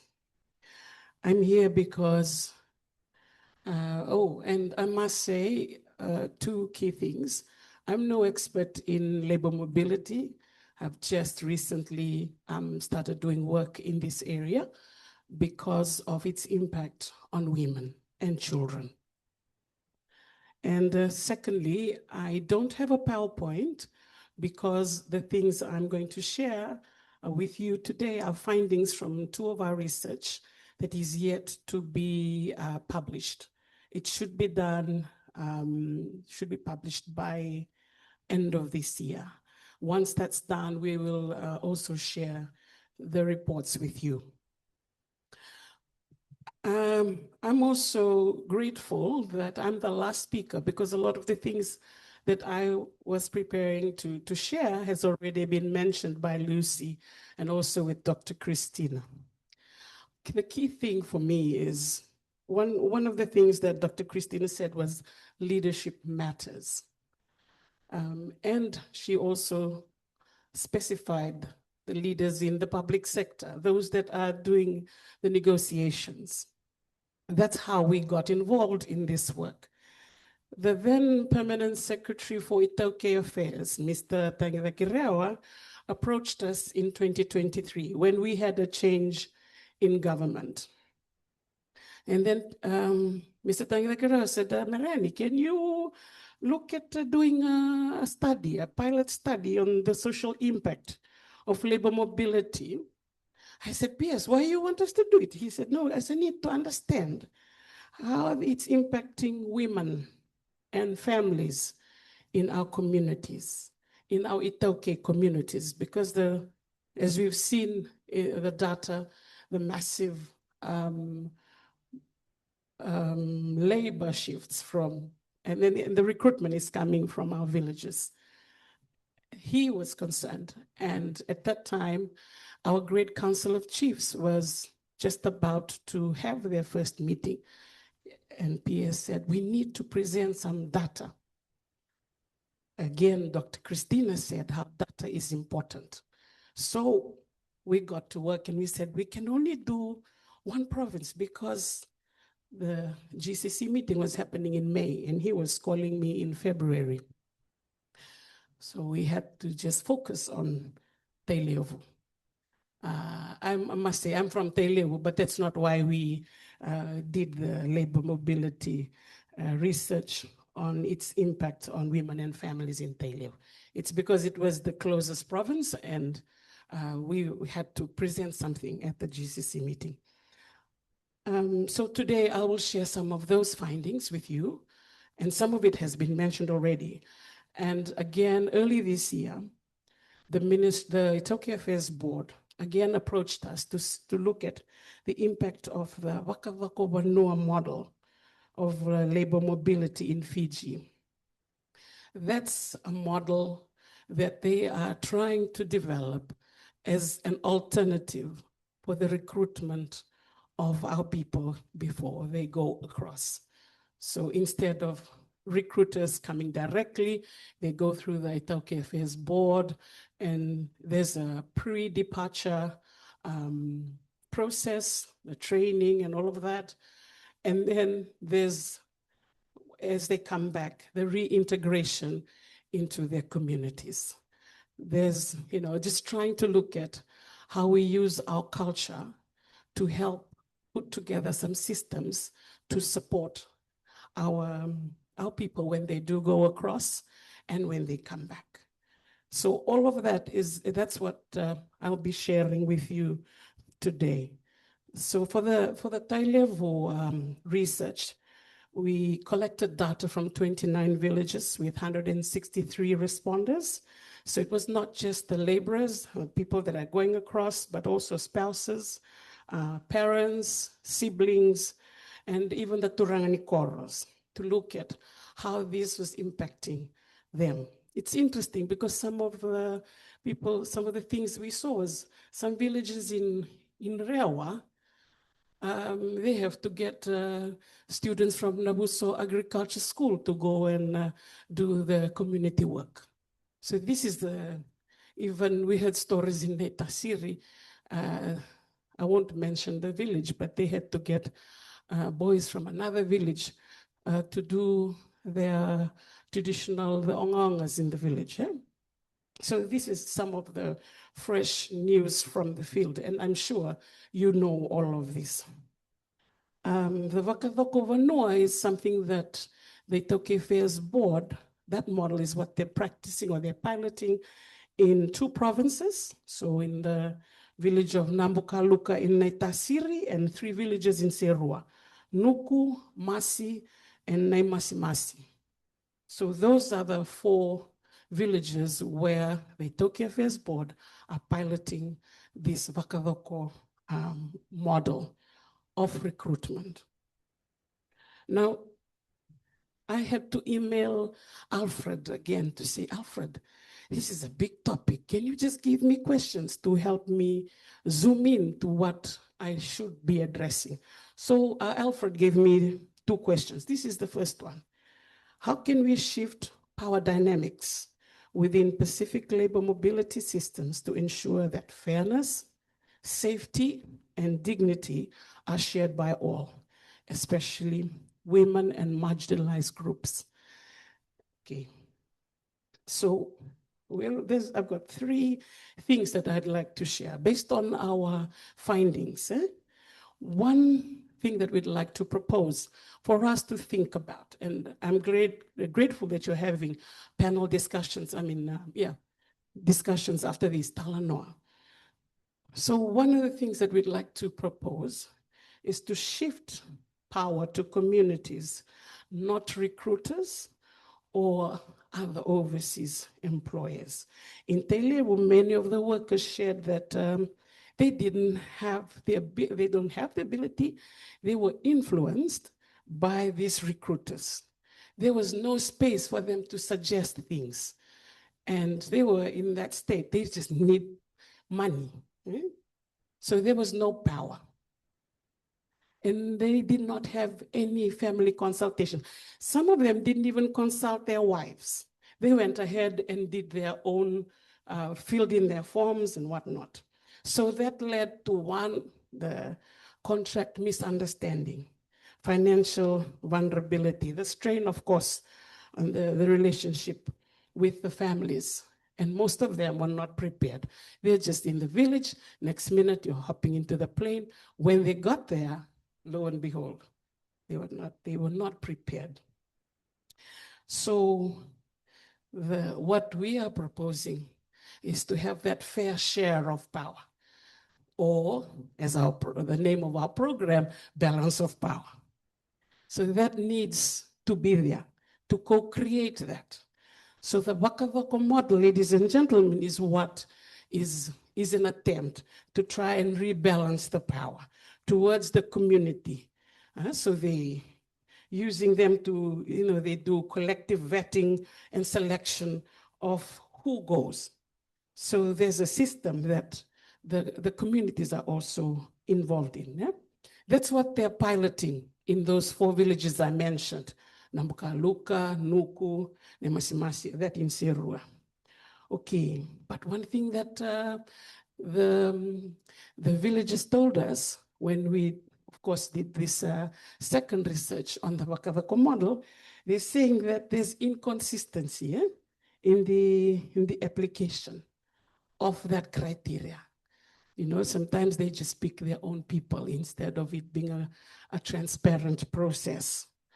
So it's good that the Itoke Affairs Board are testing something to try and address that, but it still needs to be strengthened. So the need, and I know this has been mentioned, the need to build transparent, consistent selection guidelines to prevent the kilavata, just the elite capture, and then just to ensure that there's equal access to everyone in the community. So that's one, trying to balance that power. 2, to recognize and support women's invisible labor and leadership. Women are left behind. We heard the stories from Lucy. Women are left behind, but they've taken on what the research found, that they've taken on expanded roles. They've taken on the head of the household, family, farm production, as Lucy also shared, and single-handedly looking after the children, and meeting there were no expectation. All of a sudden, they think that just because they're overseas, the rest of the community thinks that they've got all the money. And then when they don't give the money, then there's all the village gossip that goes around, also shared by Lucy. So these women receive very little community support. And there's also that social isolation and the stigma and the assumptions, like I said, that they're well off. So what we're trying to suggest is for us to think about, why don't we change that narrative? Recognizing women are also economic agents. They're not just dependents. So even once you start to change that tag, you're not dependents, you're also performing a very important role. You're an economic agent, you are leading. Yeah? The other bit is the need to offer that village level support mechanism. So a suggestion to include women in the pre-departure training. Also include the wives there. Don't just bring the men that are going. You also need the women to be there. And the reintegration programs. Women will be playing a critical role. They are also economic agents of change. So include them. I'm biased, of course, because I'm a woman and I also work for a women's empowerment program. But investing in women's leadership and resilience training. Don't just involve those that are going. Involve their wives, their sisters. As somebody said, that's building their resilience. And number 3, to answer that first question, to strengthen ethical labor governance and duty of care.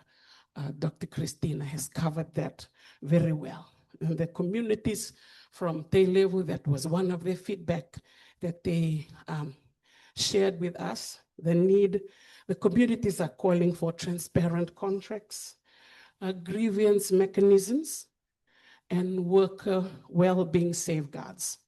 So we must strengthen the cross-government accountability, again, as Dr. Christina has said. So those are the 3 points to answer that first question. The second question was, what does true equity look like in Pacific labor mobility? Not just in who participates, but in who benefits, who leads, and whose voices are heard. Again, our attempt from Balance of Power to try and respond to that question. One is equity in participation. Now, majority of the workers that go are men. We saw the data that was presented by our keynote speaker. Women participate overwhelmingly as those that are left behind. That's the current situation. The migrant labor experience is gendered. Women experience that labor mobility differently from men. Okay, so from our findings, what we'd like to also share with you for us to respond to true equity in terms of participation, the need to expand opportunities for women workers. The Itoke Affairs Board are looking into that, to try and look for other skills that so that the women can also take part in labor mobility in these schemes. And rethinking who is seen as employable. Automatically, when we just say labor mobility, everyone just looks to our male folks. How do we change that mindset to know that women can also provide these jobs, provide this labor, provide this service if given the right support? The second is equity in who benefits. With the Wakavako model, there's a budget line that goes to the family, and there's a collective project that the laborers who go across, that they all contribute to. So building a village nurse, the medical center, there's the building of the village hall, there's footpaths, solar systems, all of that. What we're finding is that equity in who benefits sometimes this system, because the elders in the village or the Turani Matangalis, they are the ones that do the selection. And sometimes some of them are more influential. So some of the Matangalis are benefiting more than the others. So for our findings is the need for those systems to be strengthened, to be transparent as well about the tracking of the communal contributions. And it comes back to the governance. How do we create the system of governance that can support this Vakavako model? This is in the case of Fiji, with what the Itoke Affairs Board are trying to implement, to then use as an alternative way of an approach to recruitment. And the last one, ladies and gentlemen, is equity in leadership and voice. So the new leadership roles that I had mentioned that women are now taking on in the absence of men, making decisions for their children, for their families, for the Matangali sometimes, managing assets. So under the Vakavako model, what we are finding is that women are now seen as influential household decision makers. So I guess it's about legitimizing that, that women are not just there for the temporary placeholders. They can also perform that role. It'll help to shift the mindset and the perceptions of women in our communities. Again, I'm speaking from the Itoke communities. So we must invite women to also sit at the table in labor mobility decision-making spaces, building the supportive mechanism and formalizing women's leadership in the Vanua and in the state systems. Yeah, ladies and gentlemen, that's in a nutshell the three key things, I guess, that I'd like to share. Is also to consider the question is not only who goes overseas to work, but also who stays, who carries the load, who makes the decision, who shapes the future of the Vanua. This will have an impact on our Vanua, because we feel like this is not just an economic story. It's also a social transformational story that we need to really rethink this. To how do we address it? We cannot stop it, but how do we tackle these issues? So in a nutshell, our research across the Tailevu and Seru and Neitasiri, the three key findings: labor mobility is unintentionally reshaping gender roles. Women are stepping into expanded leadership roles in families, in the Matangali, in the village. So it's starting to change the local perception of women's authority. Something to think about. How do we weave this in the Vanua? Second, remittances clearly improve living standards, from housing upgrades, village infrastructure, but as mentioned before, the emotional, the social burdens fall disproportionately on women who are left behind. And third, with the Vakavako model, it provides a promising community-centered method for equitable labor mobility, but it still requires greater transparency, standardized selection processes. And yeah, I think that's where we will end. Again, I apologize that there's no PowerPoint, but this can be, we will send this across to the organizers. Thank you very much.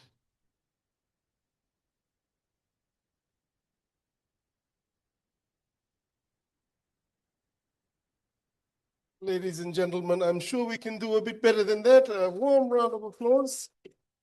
Nabalevu Romerani, and that marks the end of our morning session and our last panel.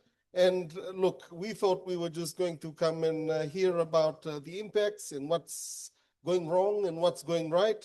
Our speaker, Romerani, and Balance of Power are not only bringing to us research that's active, but also with this interesting Vakavako model, trying to give power to where power is needed and to balance those disproportionate negotiations that our people are subjected to. Often when the carrot is dangled in front of the cart, the horse will race towards the carrot. That must change. We must be better positioned. Our people must be put in a better position to negotiate fairer terms. And of course, in a nutshell, it's not just about those who leave and go and work, it's about those who stay behind. Where the decisions lie, where does the future of the Vanua lie and remain with. So with that, ladies and gentlemen, we are running a bit behind schedule, and this is what we should expect from any conference in the Pacific, with power cuts, heavy rain, but we are on track now to proceed to the next part of our program. We will now ask participants online and also in person that we break out into the various breakout rooms. So for those of us online, you have the liberty of moving between rooms. So in general, there are 3 rooms somewhere in the virtual realm where you can go to discuss more about the first key theme, when good workers go, what happens? Bring your talanos and your questions there to that room. For us here in Laudala, we've got 3 rooms within a 50-meter area. So where we are now, Alfred, this is room 1. Room 1, where we will discuss when good workers go. We will have a facilitator and a scribe. Alfred, please just let us know who's facilitating in this session. Next door is for balancing gains and pains. That's where we'll hold discussions there. You'll also have a designated facilitator and a scribe. And just beyond the roundabout, the role of governance in maximizing labor mobility. Ladies and gentlemen, as we leave the room, if we are indeed moving to another section, our ushers and our wonderful volunteers, paid volunteers, will be here to guide us along. Please feel free to pick up a plate of some snacks that are available outside while we move on to our discussion next door. Lunch will be served at 1 o'clock.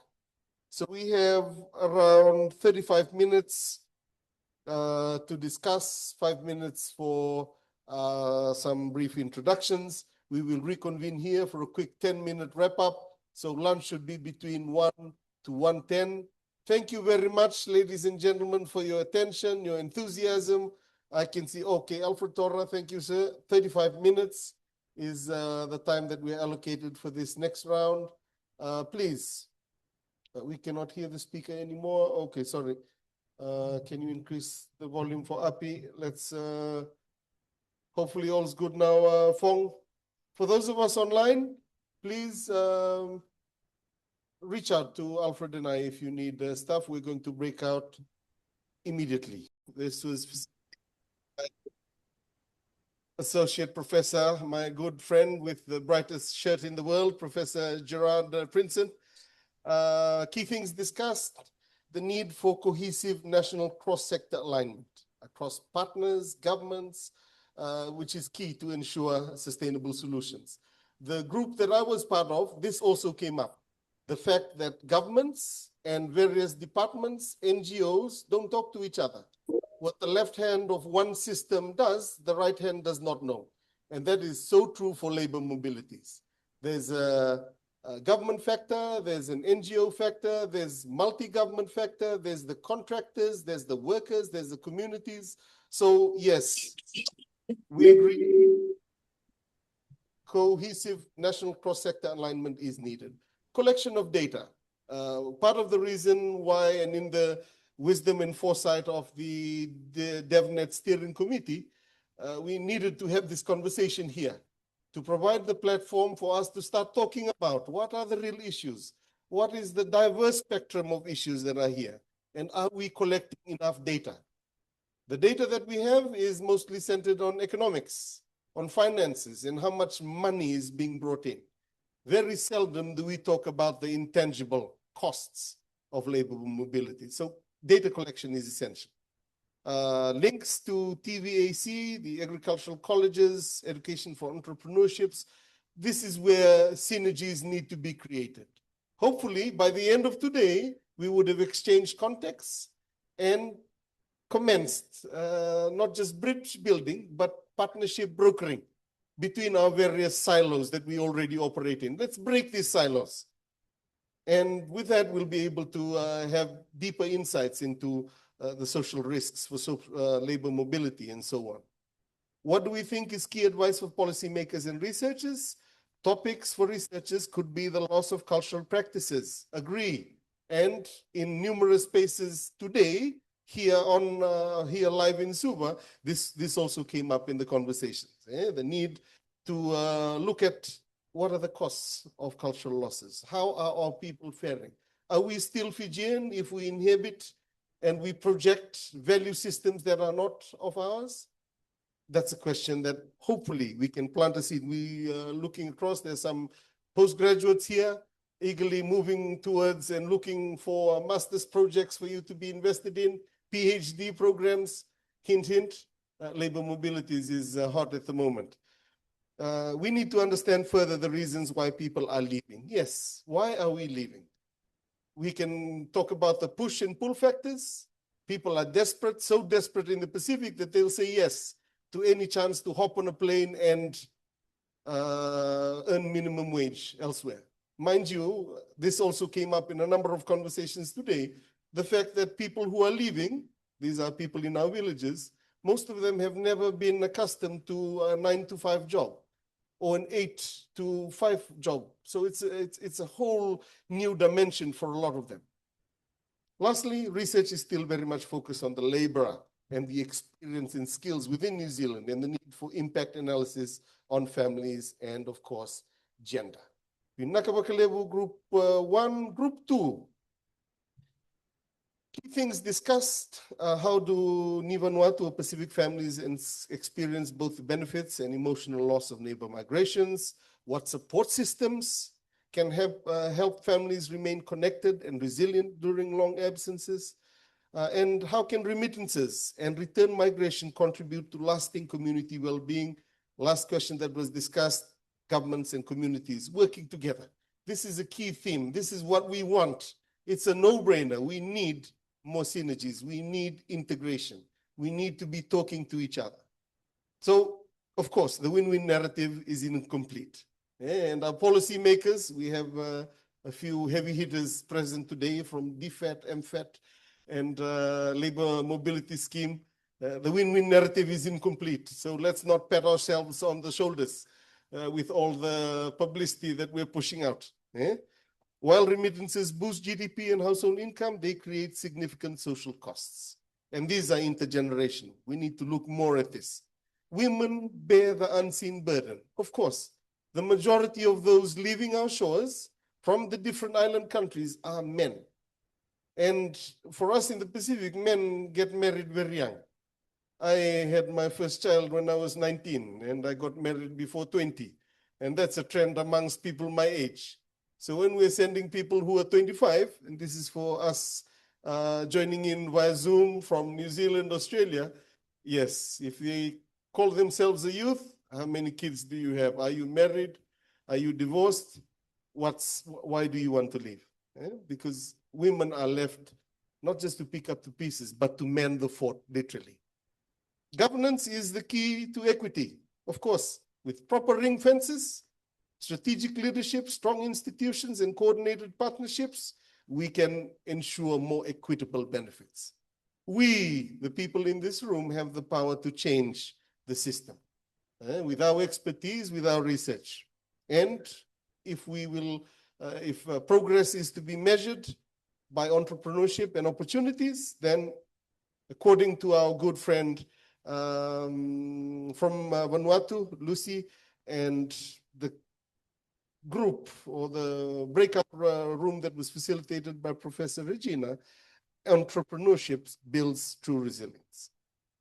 This requires better in-country training, financial literacy, and targeted business support for returnees. Lastly, group 3. Thank you, Alfred. Takeaways for policymakers and researchers. And thank you, Professor Pascal, Associate Professor Pascal, for facilitating this online. The importance of seeing mobility for what it really means to families and looking at the entire context of mobility. And I believe our first keynote speaker really set the tone well for us by outlining the different dimensions of labor mobilities, the different types, the different impacts. So yes, indeed, we need to look at the entire context of mobilities, not just what is good politically. We have representatives from political parties here being part of the discussion. It shouldn't just be about political mileage and getting people out the door and on planes, so we can have numbers to then tell our electorate. We need to get into the details about those numbers, the entirety of its context. And with that, the second point from this breakout room, data, emphasizing once again how important research, depth of data, how is it impacting children, their well-being, children's own experience of mobility. More often we track individual cases and we nitpick, just like a buffet. We will pick on those stories that will resonate and will sound good and will give us mileage. Those days must be over. We should put an end to that and be more critical about the real impacts of labor mobilities. Consider policies or standards around remittance management plans to ensure remittances are used to enhance families' well-being. Just recently, I came across a story, this was published in one of our dailies, on how people look forward to these remittances because as soon as they receive the cash up front, they will pay their bills, they'll have a nice meal, maybe shout some kava and some beers to their friends and wait again for the next round of remittances. This is not sustainable, and yet it's a very common story across Fiji and in the Pacific. There needs to be more conversations between diaspora and the communities back home. Who is included? Who is excluded? And the Fiji project presented by Romerani is fascinating, but is one that we can see they're trying to close the loop. A couple of years ago, they did a study and realized what the impacts were, and they're working with a number of stakeholders to bring together a model that can reconcile the ills associated with labor mobilities. Lastly, and I think this is the perfect question to carry us into lunch. What other criteria can be used in recruiting workers? Who are we sending? Why? Are they the right fit? Next slide, please, Alfred. Okay, so Dr. Kate and her team, takeaways for policymakers. There's still a cultural context when discussing the individual, of course. We need to ensure that cohorts are work ready by having pastoral care providers within the teams. We need to create champions for each cohort and group. These are, we need to keep writing these lists. It shouldn't be a wish list, but an action list of things that we need to do and tick off if labor mobility is to be sustainable for the long term. Group 5. When good workers go, remittances, yes, they've boosted household economies, allowing families to afford better housing, education, and healthcare. Let's ask this again. Is it really? How much do our workers really send home after tax, after paying for rent, after paying for food, after paying for their transport? How much do they save? Do they even save? And how much money do they bring back as a percentage of that, what they've worked for? So these are the questions we need to keep asking. Sending and receiving governments have worked to improve regulation and policies to make the schemes more beneficial for both parties. More work needs to be done here. I think it's quite sneaky that Australia and New Zealand are now offering pathways for residency for our workers who are going across. Yes, you can go for a neck or palm, one stint, but if you're there and you get a contract from somebody you're already working for, you come back, your downtime is what, 3 months before you can go and live forever. So we need to check these arrangements. And back to Romerani's point, imbalances of power exist across the labor mobility system. And I'm not just poking fun or putting our donors on the line. This is a reality. I've, for one, have lived overseas away from the family. Because of COVID, we weren't able to come back together, but we were able to get some insights on what our workers go through. Invest in creating well-paid, high-skilled jobs at home. Lovely. This is a pool that can retain our best and brightest. If you're unhappy somewhere, you will move. And this is true for mobilities in general. If you're unhappy in Honolulu, you will try to move to Suva for better opportunities. And if you're unhappy in Fiji, you will want to move elsewhere, whether it's Australia, New Zealand, Papua New Guinea, Tonga, Samoa, the Cook Islands. Case in point, the Cook Islands tourism industry, about 70% of their workers are Fijians. These are our best, brightest, and most experiences that they've lured and they've attracted to leave our shores. What has that done for us? We've got a huge vacuum of people who are not as trained, not as experienced, leading our golden goose. Next slide, please. Yes, strengthen workers' commitments. Yes, most workers find it challenging to get employment when they return home, and this drives them more to return overseas to look for work.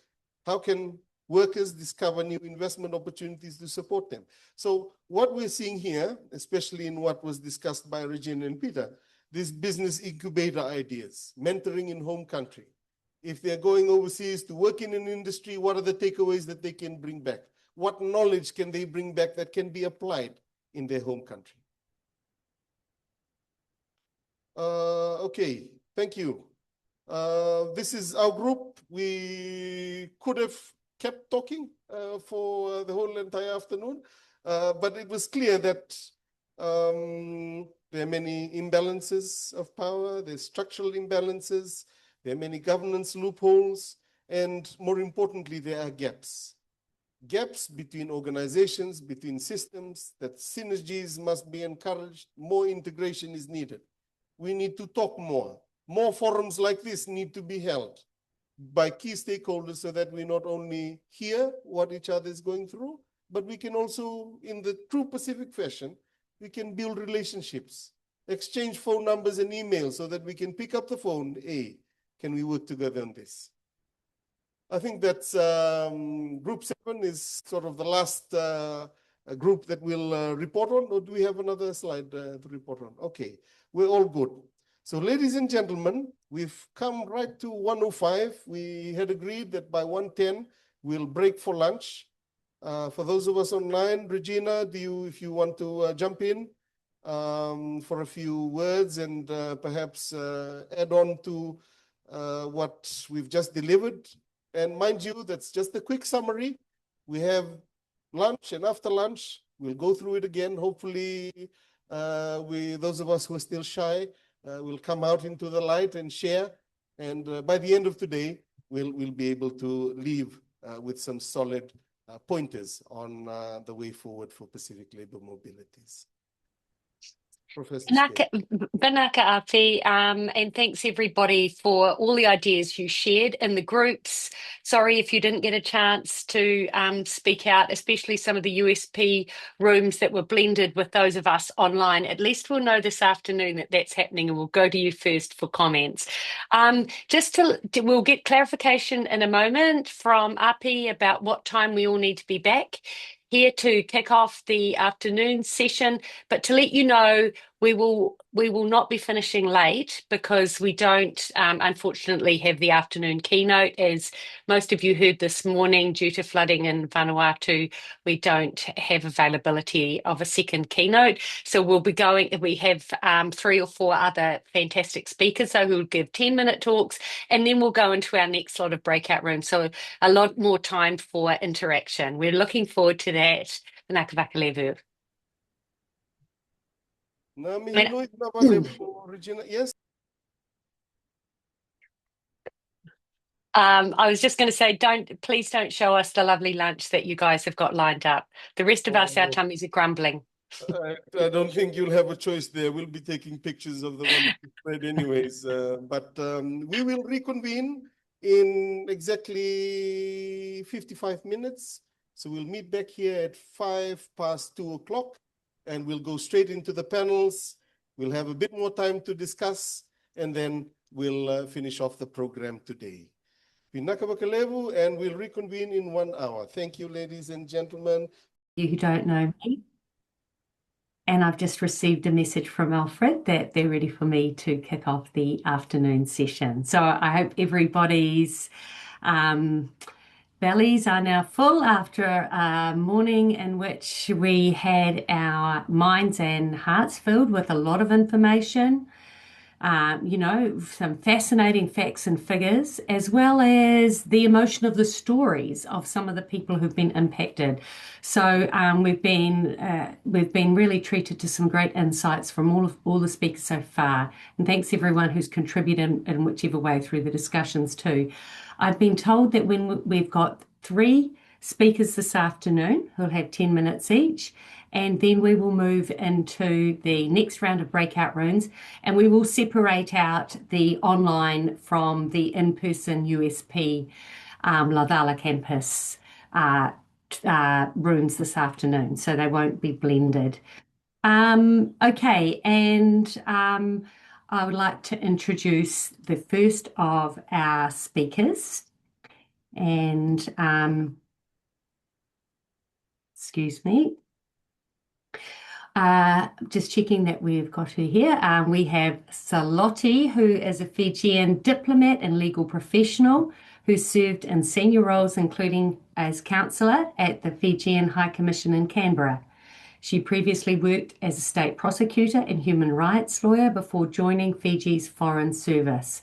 So it's an absolute pleasure and honour to have Salotti making time for us today. And Salotti, perhaps you would like to unmute and put your camera on, and will you be sharing a presentation or speaking from the mind and heart?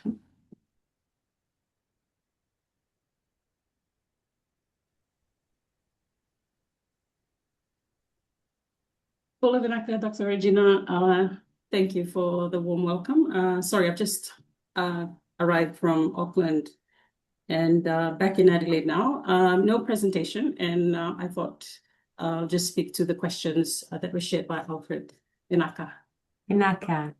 So please take it away, and we'll be aiming for around 10 minutes. I recently came back from India, and a lovely student there was selling these little drums, and I'll do a couple of dings on that when we're about 8 minutes through. I can't hear the dings, Regina. The dings don't you can't hear them? Nope. Well, that's no good. Shall I try donging it louder? Nope, doesn't work for me. Okay. All right then. I'll hold up my fingers if you'll be able to see me, Salotti, but I don't think we'll have an issue. We're looking forward to hearing from you. Okay, and so please, the floor is yours. Sure, thank you.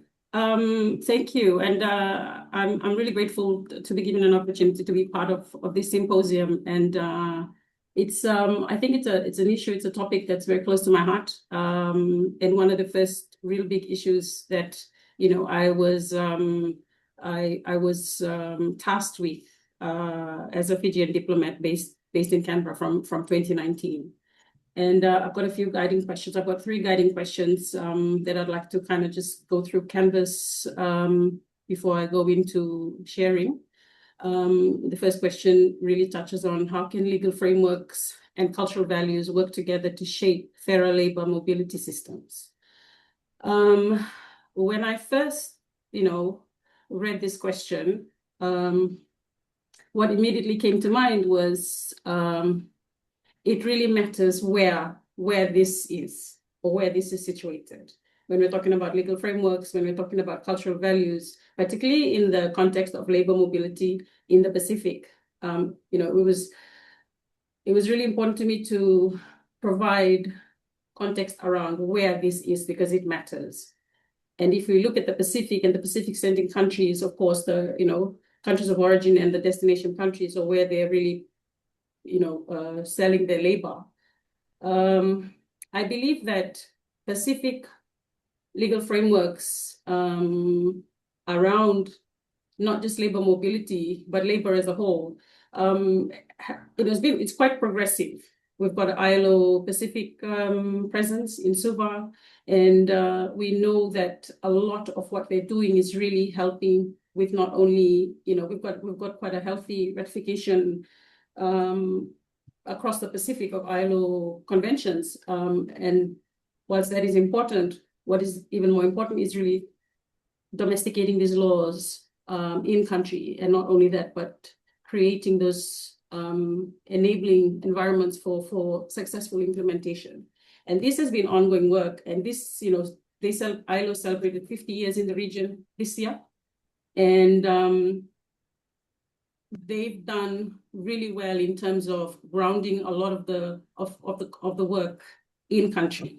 But what is, I feel, really important is to understand in shaping labor mobility systems, fair labor mobility systems, it really matters where this is also reflected. And if we are in the Pacific working towards a lot of these compliance issues, looking at having labor laws that comply with ILO standards, it's also important that the destination countries such as, like New Zealand and Australia are reflecting the same, and not just in legislation, but more importantly in practice and in the different ways of how this is practiced. And I say this because if we have compliant labor laws or labor mobility frameworks in the Pacific, and we don't understand how these work in the systems that our people are going into, then the gaps are, it can be, it's not only problematic, but it's detrimental to our people. And I say this because when I started in Canberra, I felt that, okay, we need to start looking at home, and we need to start seeing how we are not only recruiting people, how we're assessing people, but I need to understand the Australian system, and it's very complex, federal system. And this is something that I saw and felt that Fiji did not understand, for example. Much of what governs labor in Australia was at state level, was governed by the state. And much of what, impacted how they worked and how they lived, and, was not a federal government responsibility or mandate. It was more state, the things that were impacting our people, like accommodation and all those things. So this was not really understood. This was not fully ventilated as when we were talking about labor mobility issues. So it was really important that the countries not only understand the systems in which our people were going into, but also understanding how this would impact their own laws in their countries. So whilst we were, looking at Fiji being compliant, we were looking at how people were getting recruited. What was more important was understanding how the Australian systems operated and how they worked. And so that question for me, really stood out to me, because it really matters where these legal frameworks are, not just at the national levels, but also at the regional levels. When we were looking at how the region had organized itself around labor mobility, there's a big gap. One, because labor mobility was captured under a trade arrangement, under PESA Plus. And so a lot of the conversations, a lot of the issues that our people, we couldn't find, it was inadequate. There is a lot of conversation about how we can be shaping labor mobility systems, but if at the regional levels, these frameworks are inadequate, there is really not much for our national officials or systems to be kind of learning from or looking at as models, as potential models, because at the end of the day, what is being traded here are human beings. And they're not commodities, so they really shouldn't be under any trade arrangements. And so already we've got that gap happening at the regional level. Not only that, second to that, many of the countries that are engaged, particularly the bigger countries, they are not members of PESA Plus. So another gap in trying to look at how do we have not only a compliant system, how do we not only have a framework that can help to regulate, but also making sure that at the national levels we're covered, at the receiving countries we're covered, and at the regional levels we're covered. Because these gaps, they play a big role in how people are falling through the cracks, and also the responses that can happen. So for my personal experience in looking after labor mobility as a diplomat in Australia at the time, I had to really learn about the Australian system myself. And that was really, was really difficult because you have the federal system and you have the state system. So it took a lot of, it took a lot of meetings. It took a lot of convincing as well, even for our own officials back home, the leadership back home, just explaining to them, this is actually how it works. When you're talking about the labor markets opening up, this is what it means. It's not as easy as bringing people and transporting them here. They then go into a system of local governing councils. They then go into a system of state governments. And the federal level, they don't even have the mandate to go into some of these very sensitive areas like housing, transport, rent, and so forth. So a lot of these systems, it really matters where this is embedded, where we're looking at. So if we're looking at working together, if we're looking at the legal frameworks that are relevant, or even the cultural values, it really matters where. Because in Fiji, in the Pacific, these things we know. But when you're bringing in our people into a labor market that unfamiliar with Pacific workers, Pacific people and their values, how then do we even begin to work around, putting in those important interventions? And this was only raised in Canberra in 2019, where we asked what kind of cultural framework is guiding our engagement in the labor mobility scheme. So when we're looking at legal frameworks, we're looking at cultural values and how this goes in. It really matters where this is going to be, or what we're looking at, or where we're looking at, because it is going to impact how we then engage, and it is going to also impact how we navigate those systems. So in terms of, there's a really important conversation that needs to happen, I think nationally, at the national level, led by governments, about how they navigate the systems and how they make it more compliant, because at the moment, they're just memorandums of understanding. So even that in itself is a challenge, because none of these breaches or none of the concerns, are really entrenched in any kind of legal treaty or any legally binding conversations, or so the frameworks are inadequate because it's just MOUs at the moment. Yes. I think just moving on to the second question, in what ways does specific cultural context challenge or enhance existing labor mobility laws and policies? Again, I think it's important to note that we're not a homogeneous cultural group. And so I think that's really critical to note and understand and recognize. So some aspects of how we do things and some aspects of our culture is, I think, it's beneficial. It really brings out the best of who we are, and some not so much.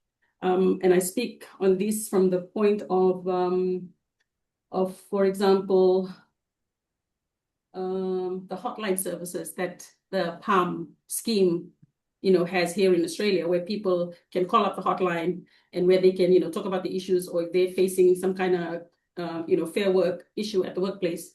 Our people don't pick up the phone and share their problems with a stranger. And this has been really detrimental to getting help for our people in a timely and in a lawful and in a meaningful manner.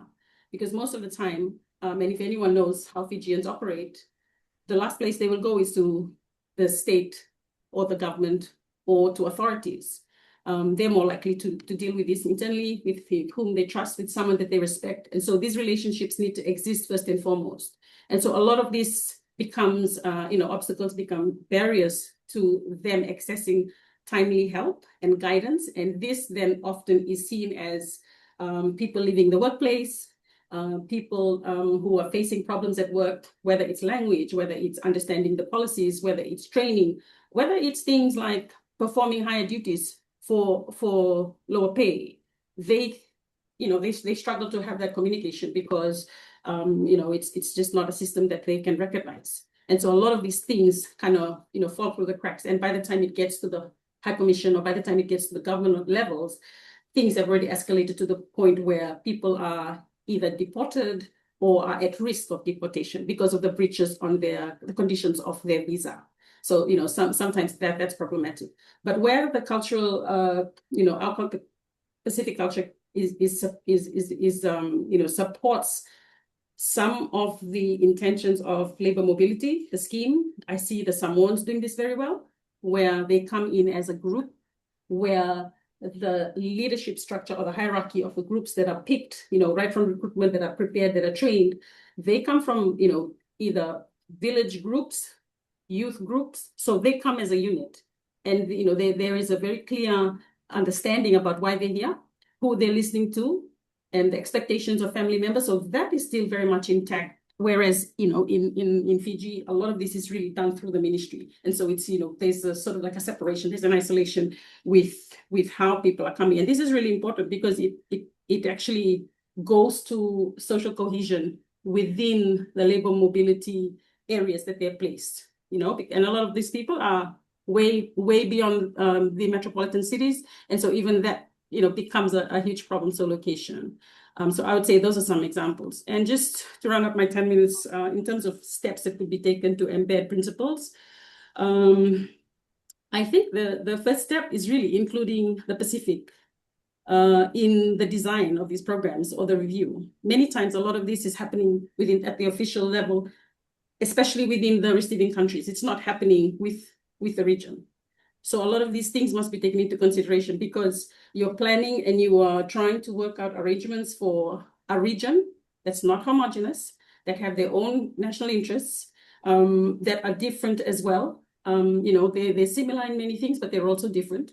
They need to be included in the conversation, and they need to also have an understanding of where they're going. And that takes time, not just at the the worker level, but first and foremost at the government levels, to understand the kind of laws that govern our people when they come across things like superannuation, for example. In the Pacific, we have some regional examples of portable superannuation. We still don't have that for Australia and for our people who work here. So many times when they cannot access their superannuation savings at the end of their contracts, they lose that. It's very difficult to access it because of the the identification processes that's required, security steps that's required.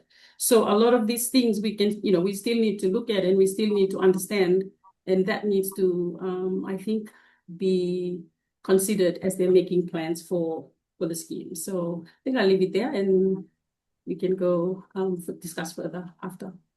Vinaka. Vinaka Bakalevu Saloti, you had so many good examples to share there, and from a different perspective, working as a diplomat, you're aware of some of the labour rights and issues and concerns about well-being of your people when they are based in country in Australia or New Zealand. We've heard about the odd case in the press. Sometimes these things come to light, but you make really good points about the challenges because nobody's going to ring up a hotline and speak to an anonymous person on the other end of the line. And how do you embed support systems? And thinking about other things as well, like the laws. I hadn't thought about the Australian system with the state versus the federal laws and the clashes and differences. And your final example, contributions to superannuation schemes that they can't even claim. So you're really, really interesting work. It shows again the importance of having multiple people coming from different backgrounds of experience and professional expertise, etc., to find solutions to the complexity of the issues of how do we make these seasonal employment schemes fairer for workers, fairer for the people back home, fair, more just. So thank you so much. And there's definitely more time to discuss this specifically within the breakout rooms. And I hope you'll be being a key voice there. Thank you. Vinaka. I'm very pleased to introduce our next speaker. We're fortunate to have Patrick Rounds with us. He's born and raised Fiji, very much so. Father from Serua and mother from Ma, and he's been a New Zealand resident for 18 years, a pastor at Katikati Baptist Church, talking about cultural and social support systems, spiritual support systems in place. So Katikati, for those who don't know, is in the Bay of Plenty, and it's a key place for RSE workers to be based around beautiful sunshine hours, so lots of fruit growing in the region. He's supported the wider Bay of Plenty Pacifica network and worked on advocacy for RSE workers as well. So can we please have a round of applause to welcome Patrick? And Patrick, I'll indicate when we're getting there to 10 minutes this way, okay? Okay, so yeah, my context is as a church pastor and one of the leaders in the Bay of Plenty Fijian community, and also for advocating for Pacifica RSE workers. My first encounter with the Fijian seasonal workers was 10 years ago in 2015, when I used to live in a place called Te Puke, and they arrived, and there was a real shock to the system because none of the Fijian people within our locality knew that this group of people were coming to work. I only found out when I was reading the Fiji Times online. That's when I discovered that there were actually Fijians living in Nandi, with a photo in Nandi, coming to pick kiwi fruit, and I knew that there was nowhere else except Te Puke. And so I made an inquiry around, finally found the company that was bringing them across, and they got a surprise when I walked into the room and presented Sebu Sebu, and there began the journey of working alongside our seasonal workers. And I think from the onset, I encountered something that I really would hope that, and I think it's really improving in that the working together of government and local Fijian communities in ensuring that they are sending our people to a place which is foreign to them.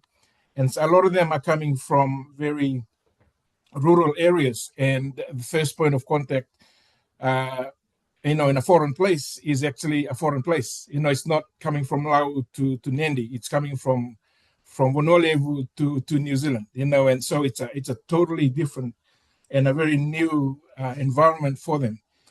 And one of the things that I really advocate for with government, with the Fiji government, was to ensure that our local contacts are actually contacted and told about a new area that they're coming into, so that they're being received and being welcomed. And also that's part and parcel of ensuring that their well-being is being looked after. Our experience here has been good. We've had really good workers from Fiji, from all over the Pacific, come through, and they don't just work with Fijians, but work with other islanders here as well. Just to answer some of the questions that have been sent through, what is the role of families? What roles that family play in supporting workers in their communities through this labor migration? I think families inevitably are the biggest players in a person's life when they leave home and when they come over to work. Not only because they are earning for their family, but they are missing from home for that prolonged period of time. And so the support that families receive and give one another is really key. And I believe that through the process of pre-departure, departure, and even reintegration, families need to be aware of what all that looks like and what all that entails. And oftentimes, families are not aware of a lot of these things that are taking place. And I think it really needs to be enlightened across both the families that are living and the person that is living and the family that is staying behind. I think financial literacy is a big thing. When you come from earning $100-$200 a week to earning $1,500 a week, that is a lot of money to be dealing with, and sometimes you become the the victim of your own, of what you do not know and what you don't understand. And finances tend to be spent on things that have not been thought of in the very first place. And in the process, what happens is that there's disagreements and there's families that are broken up, or yeah, it takes place that really need not take place when there's a financial literacy taking place with both the family in Fiji and also the worker that is coming over. Yeah, just guidance on alongside the prioritizing the expectations, the realistic expectations, as well as the unrealistic expectations. Because sometimes when somebody leaves to come here, the expectation from home is that he is a money tree now. He can supply everything that we need. But actually, going back and telling your story, after a time here, going back and telling your story and articulating in a very real way, actually, this is how much I earn, and this is how much my expenses is, and actually letting your people back at home know would really at least bring in awareness that actually there's no difference between working in Suva and working in Nandi. Maybe you'll be earning more, but actually what happens is that the expenses often would come up to the income that you are earning. And I think once they understand this, my hope is that families would really have some realistic expectations on their people that are coming over. The role that faith plays and faith plays in the worker is really key. And I think the environment changes, but the makeup of the person still is the same. They're still a physical person, a spiritual person, and a mental person with a mental capacity. And it's really important that what normally would take place is that here in New Zealand, back home in Fiji, we can actually choose to work on a Sunday or not, whereas here we have to work on Sundays. And how do you make space for your faith within that context? And how do you ensure that you do not become too religious in a sense, but actually know that your faith, even though your context changes, it can still remain the way it is. And faith is primarily, our identity apart from our own culture. One of the things that I really would love to see take place is a proper induction process that instead of workers coming here to New Zealand and being inducted here by people who in an environment which is very foreign to them. I would love to see induction take place at home in Fiji for about a week or two before they leave, so that they can ask questions in Fijian, and actually being answered by Fijian in Fijian, and also to see that their work contracts and all that can be translated to in Fijian as well, so that they can have a bit of an understanding as to what they are dealing with. A lot of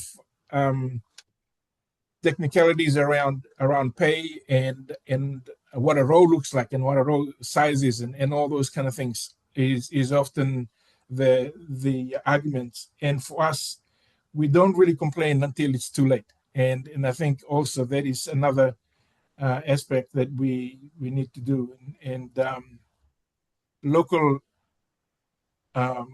Fijian communities play a big part in the RSC workers coming over to our area, especially in the Bay of Plenty. And the companies that they work for go the extra mile to try and include them. But I think when you look at the makeup of a person, physically they're okay, mentally they are there somewhere, but spiritually sometimes the pastoral carers.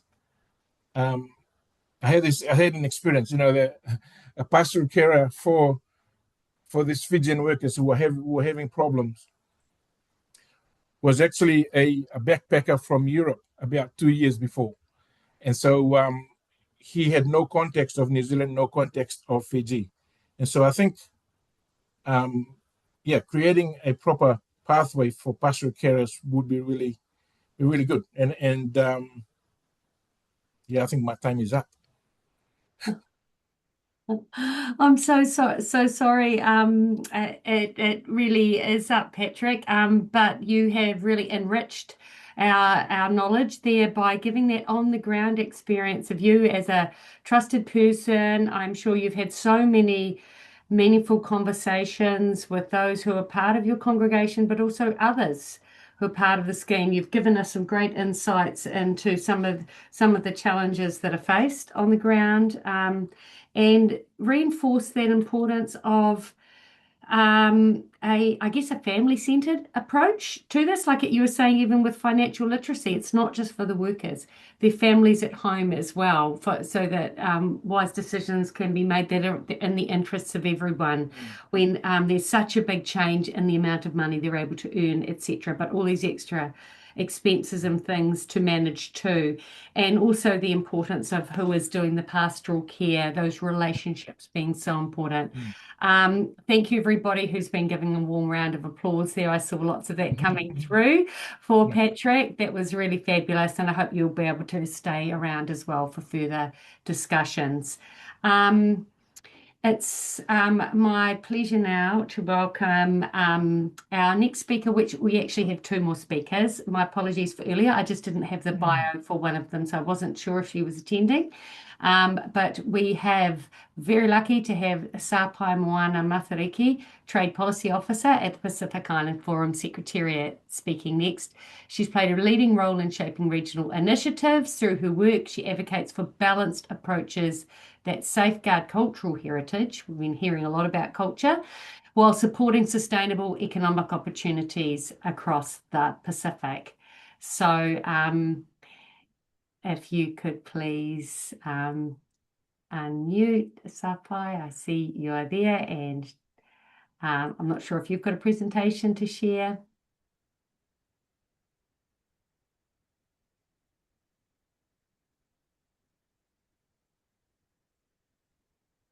Just checking if you can hear me. 100%. That's fantastic. Thank you so much. All right. Thank you. Thank you very much. I'll just be presenting, sharing my screen, if that's okay. Perfect.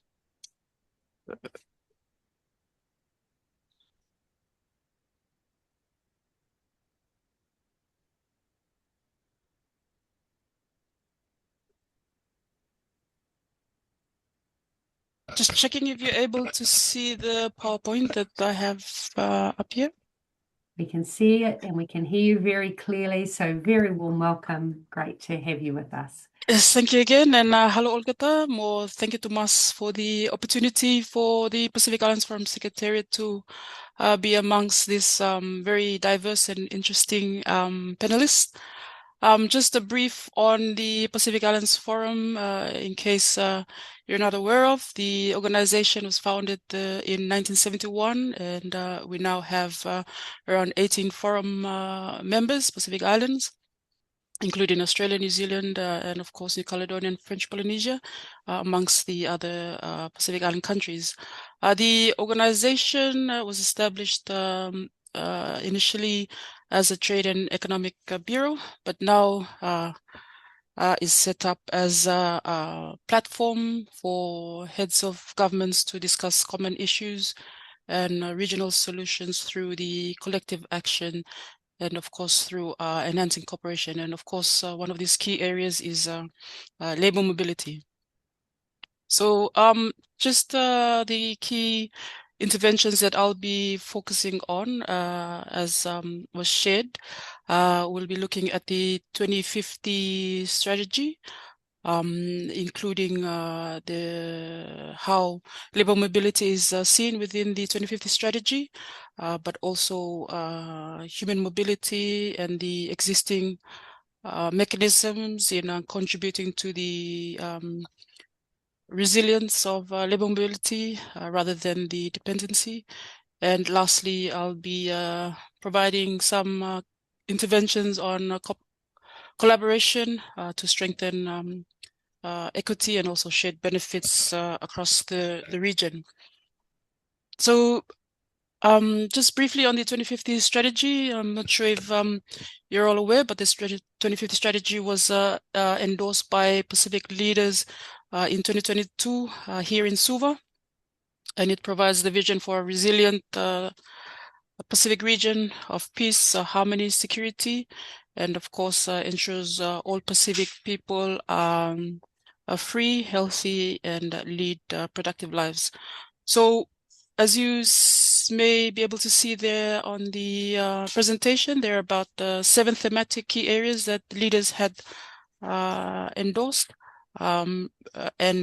If we look at the mobility through the lenses of people-centered development, as well as resource and economic development.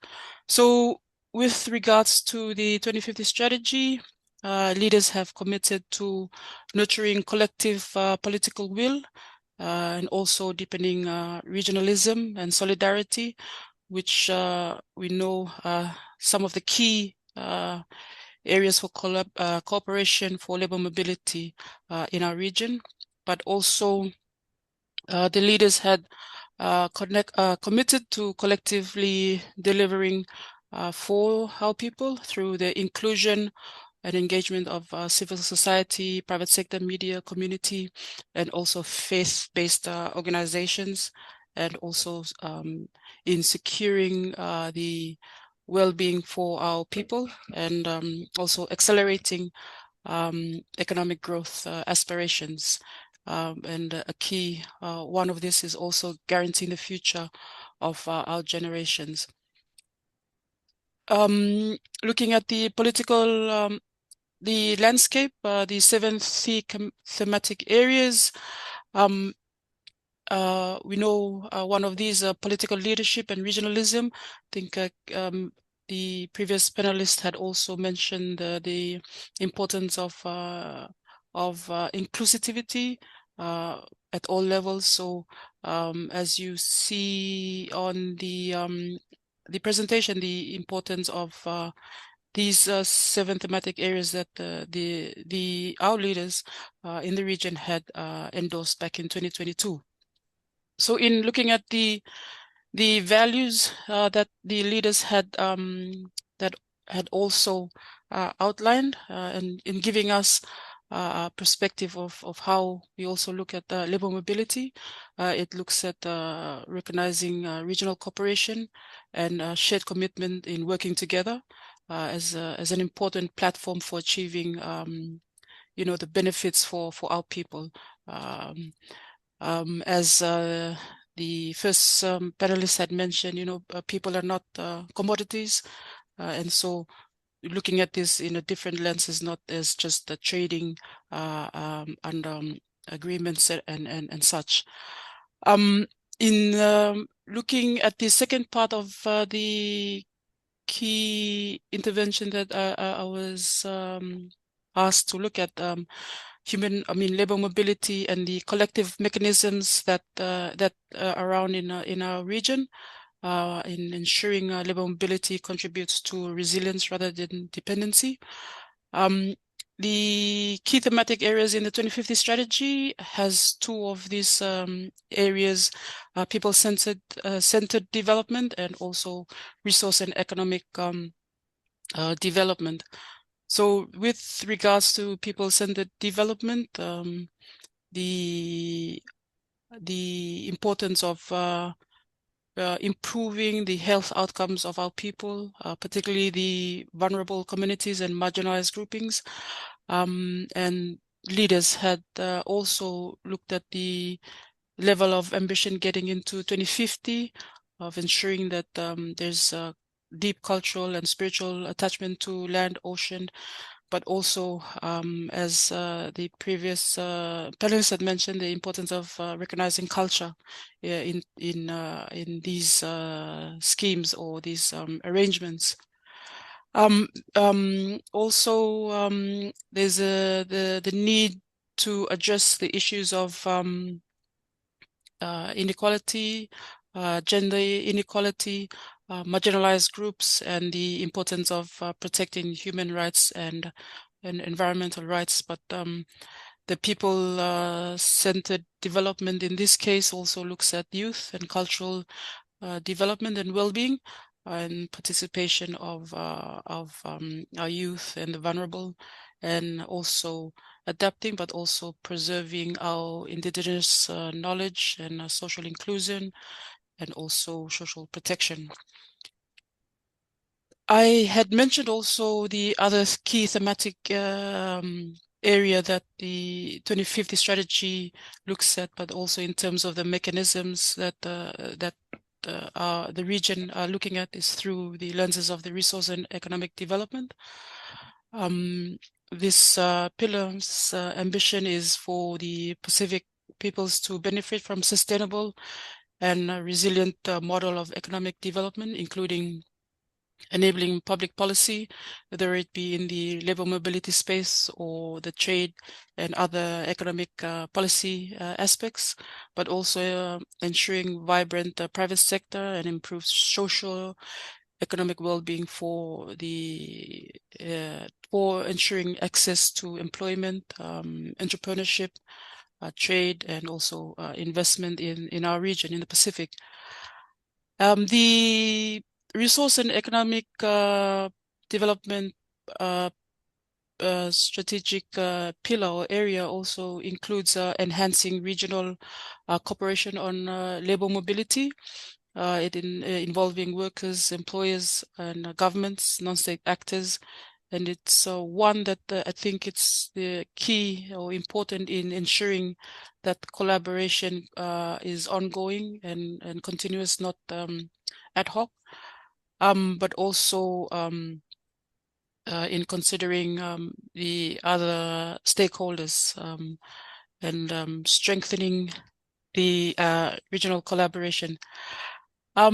Lastly, just before I conclude, I know my time is almost up, but looking at the regional cooperation, filling the gap, I will just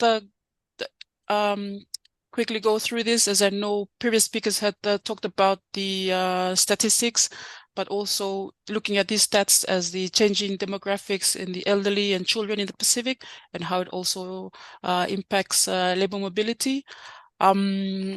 I know other previous speakers have spoken about the various avenues on human mobility or labor mobility.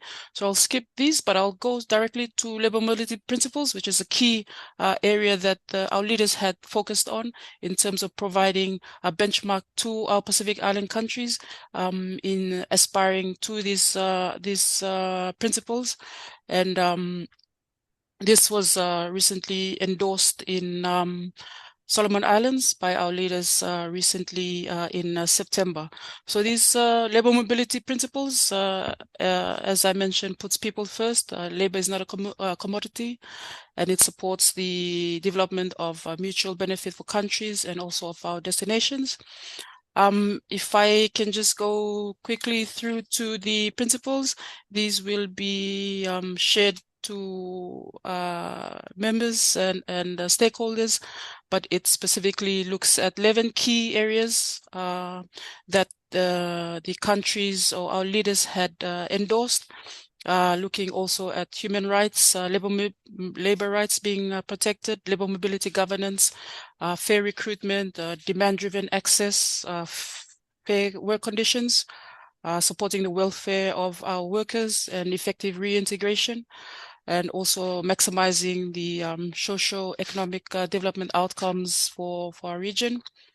So the principles are to be used for regional countries, but also not only looking at sending our workers across, but also on receiving labor mobility into our region. So lastly, in conclusions, if I may, just knowing that labor mobility provides positive impacts for our region, but it's also important to note the win-win situation, not only from receiving, but sending countries, and also undertaking those assessments. We usually see the assessments done from the receiving countries, but it will also be important to also undertake those assessments also on the receiving countries, and also the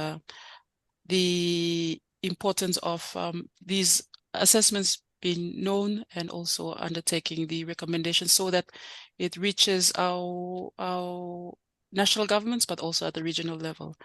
And in that, I thank you very much, and I look forward to further discussions and group discussions. Thank you. Thank you, Tomas. That was awesome. I learned so much from what you were saying. Are those labour mobility principles recently agreed to, are they publicly available? Yes, they're publicly available. I think they will shortly be on the Pacific Islands Forum website later this week or next week, but they're publicly available. Awesome. We look forward to looking for those and appreciate having a regional perspective there. The leadership that's been shown by the forum over the years with reframing things, changing narratives, large ocean states, the blue Pacific continent, all of this, those positive, strong narratives that we need for self-determined futures for Pacific Island countries. It's really great to see that leadership also being behind really thinking very carefully about the best interests of the region with labour mobility as well. On the economic development aspects that you looked at, I noticed a vibrant private sector was there as well. And that is something that I know some people who are involved in today's sessions are concerned about. Appy and I look at the tourism sector, for example, and we know about the loss of skilled workers and what that means for industries in the Pacific too. So it's really interesting ground there. Thank you so much. Well, everyone, we're in for another treat. Okay, and this other treat is that our final speaker, before we go into those breakout rooms, which will be shorter than the morning's breakout rooms, by the way, before we go there is Mesulami Naisoro, and we're very lucky because Mesulami was employed under the PALM scheme, has 3 years experience as a meat processor in Australia, and working on the slaughter floor. We are really getting to what we sometimes call the flax roots here, or the grassroots approach, seeing exactly the perspective from somebody who's lived the dream to many of being of having this labour mobility experience, but also it's undoubtedly faced some challenges there. So Mesulami, the floor is yours, and thank you. My name is Mesulami Naisoro. I'm from Ndakwa in Telebu, with maternal links to Motoriki Lomaiviti. 3 years ago, I embarked on a mission crossing the sea as part of a PALM scheme. I was recruited by RWM and found my second home for a time at this Bros Abattoir in Binley, Brisbane. I went overseas with a clear purpose, but the reality of that purpose was a powerful shock. The first few weeks we arrived were faced by a few challenges. The first was personal. Leaving family and friends behind was instantly challenging, but nothing prepared me for the sheer isolation. We arrived in the depths of winter, and waking up at 4 a.m. in the morning, the very first thought that came to my mind, what on earth am I doing here? I battled homesickness, far from everything familiar, and fighting the impulse to return. The second challenge was professional. Like many of my peers, I realized that there was a culture of silence. We were often hesitant to speak up, even when we knew something was wrong. We held concerns deep inside, keeping them to ourselves, and what was needed was collective courage and clear communication. Lastly, was adapting to work culture in Australia. Like here at home, standing for long hours, we could just sit whenever we want to, or speak whenever we want to. But when we were dealing with meat products, these things were critical, and not abiding to them would lead to disciplinary or worse, termination. The reason I endured the cold and the silence was greater than the challenge. The PALM scheme delivered on its promise, providing meaningful opportunities every day, in the abattoir. I worked to realize my deepest personal goal to provide for my wife and parents back here at home. I didn't just save for a future. I used the fruits of my labor to find my own marriage, making the commitment a reality built on my sacrifice. Moreover, working with company TIS has opened new pathways. Not only did I complete my certificate 2 in meat processing, but they were also offering skill visa. This is more than just a job title, but a tangible path to permanent residency. The program has made great strides. I acknowledge the improvements made since our group arrived to an empty airport, meaning no one was waiting for us when we arrived in Australia. We didn't know our employee's address or any emergency contact in Australia. But if you were truly to empower the next generation of workers, you must make these critical changes. Embrace realism. You must educate future workers on the real scenarios of working in Australia. Show them the 4M stats, the cold, the isolation, and the work culture in Australia, not just the money. Prepare them mentally for the sacrifice so that they don't ask, "Nadabang amaidak." One way to do this is to have people that have gone through the program talk to the ones that they want to join the program, so that they have a fair idea of what to expect. Strengthen selection. We need better, more rigorous screening of workers being recruited. Ensure personal, mental resilience and professional fitness, because working in Australia, it's all in the mind. If your mind tells you to give up, you will give up. If your mind tells you to abscond, you will run away. Rigorous screening so that we check all the boxes to ensure no one has relatives in Australia that are there illegally.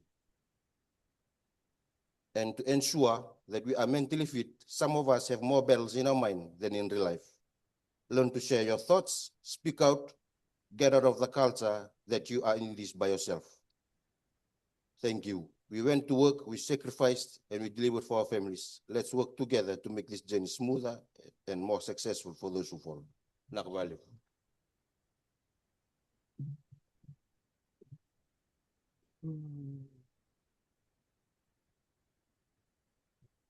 Benaka Vakalevu, that was really insightful, Ms. Lamy. Thank you so much about some of those struggles and also how we could help the next generations of workers coming through and provide better support systems. That's really awesome. Thank you so much for taking the time to share with us today, and that's going to inspire more thought. It's really nice, in the primary schools in New Zealand here, they often say to the last person who gets to present something, "Oh, you're the lucky last." And the kids always think, no, it's not lucky to be last, but actually you being the last speaker brings us all back to what really matters here. The people who are being sent away or choosing to go away, I should say, and their families, they're their reason, they're their why for why they're doing this, making a sacrifice. And how can those of us who are researchers, policymakers, public sector officials, NGO workers, etc., what can we do to make sure that that in the future the systems are as good as they can be for bringing back more benefits to the people and places and countries that really matter here, not just boosting the economies of already more economically privileged countries within the broader region, like Australia and New Zealand. Okay, so we're going into breakout sessions now. They're going to be strictly limited to 20 minutes, okay? 20 minutes, so you won't be able to write as much on your slides, but that's no drama. I will be focusing on, when doing the feedback on these, I will be focusing on the key takeaways for policymakers and researchers.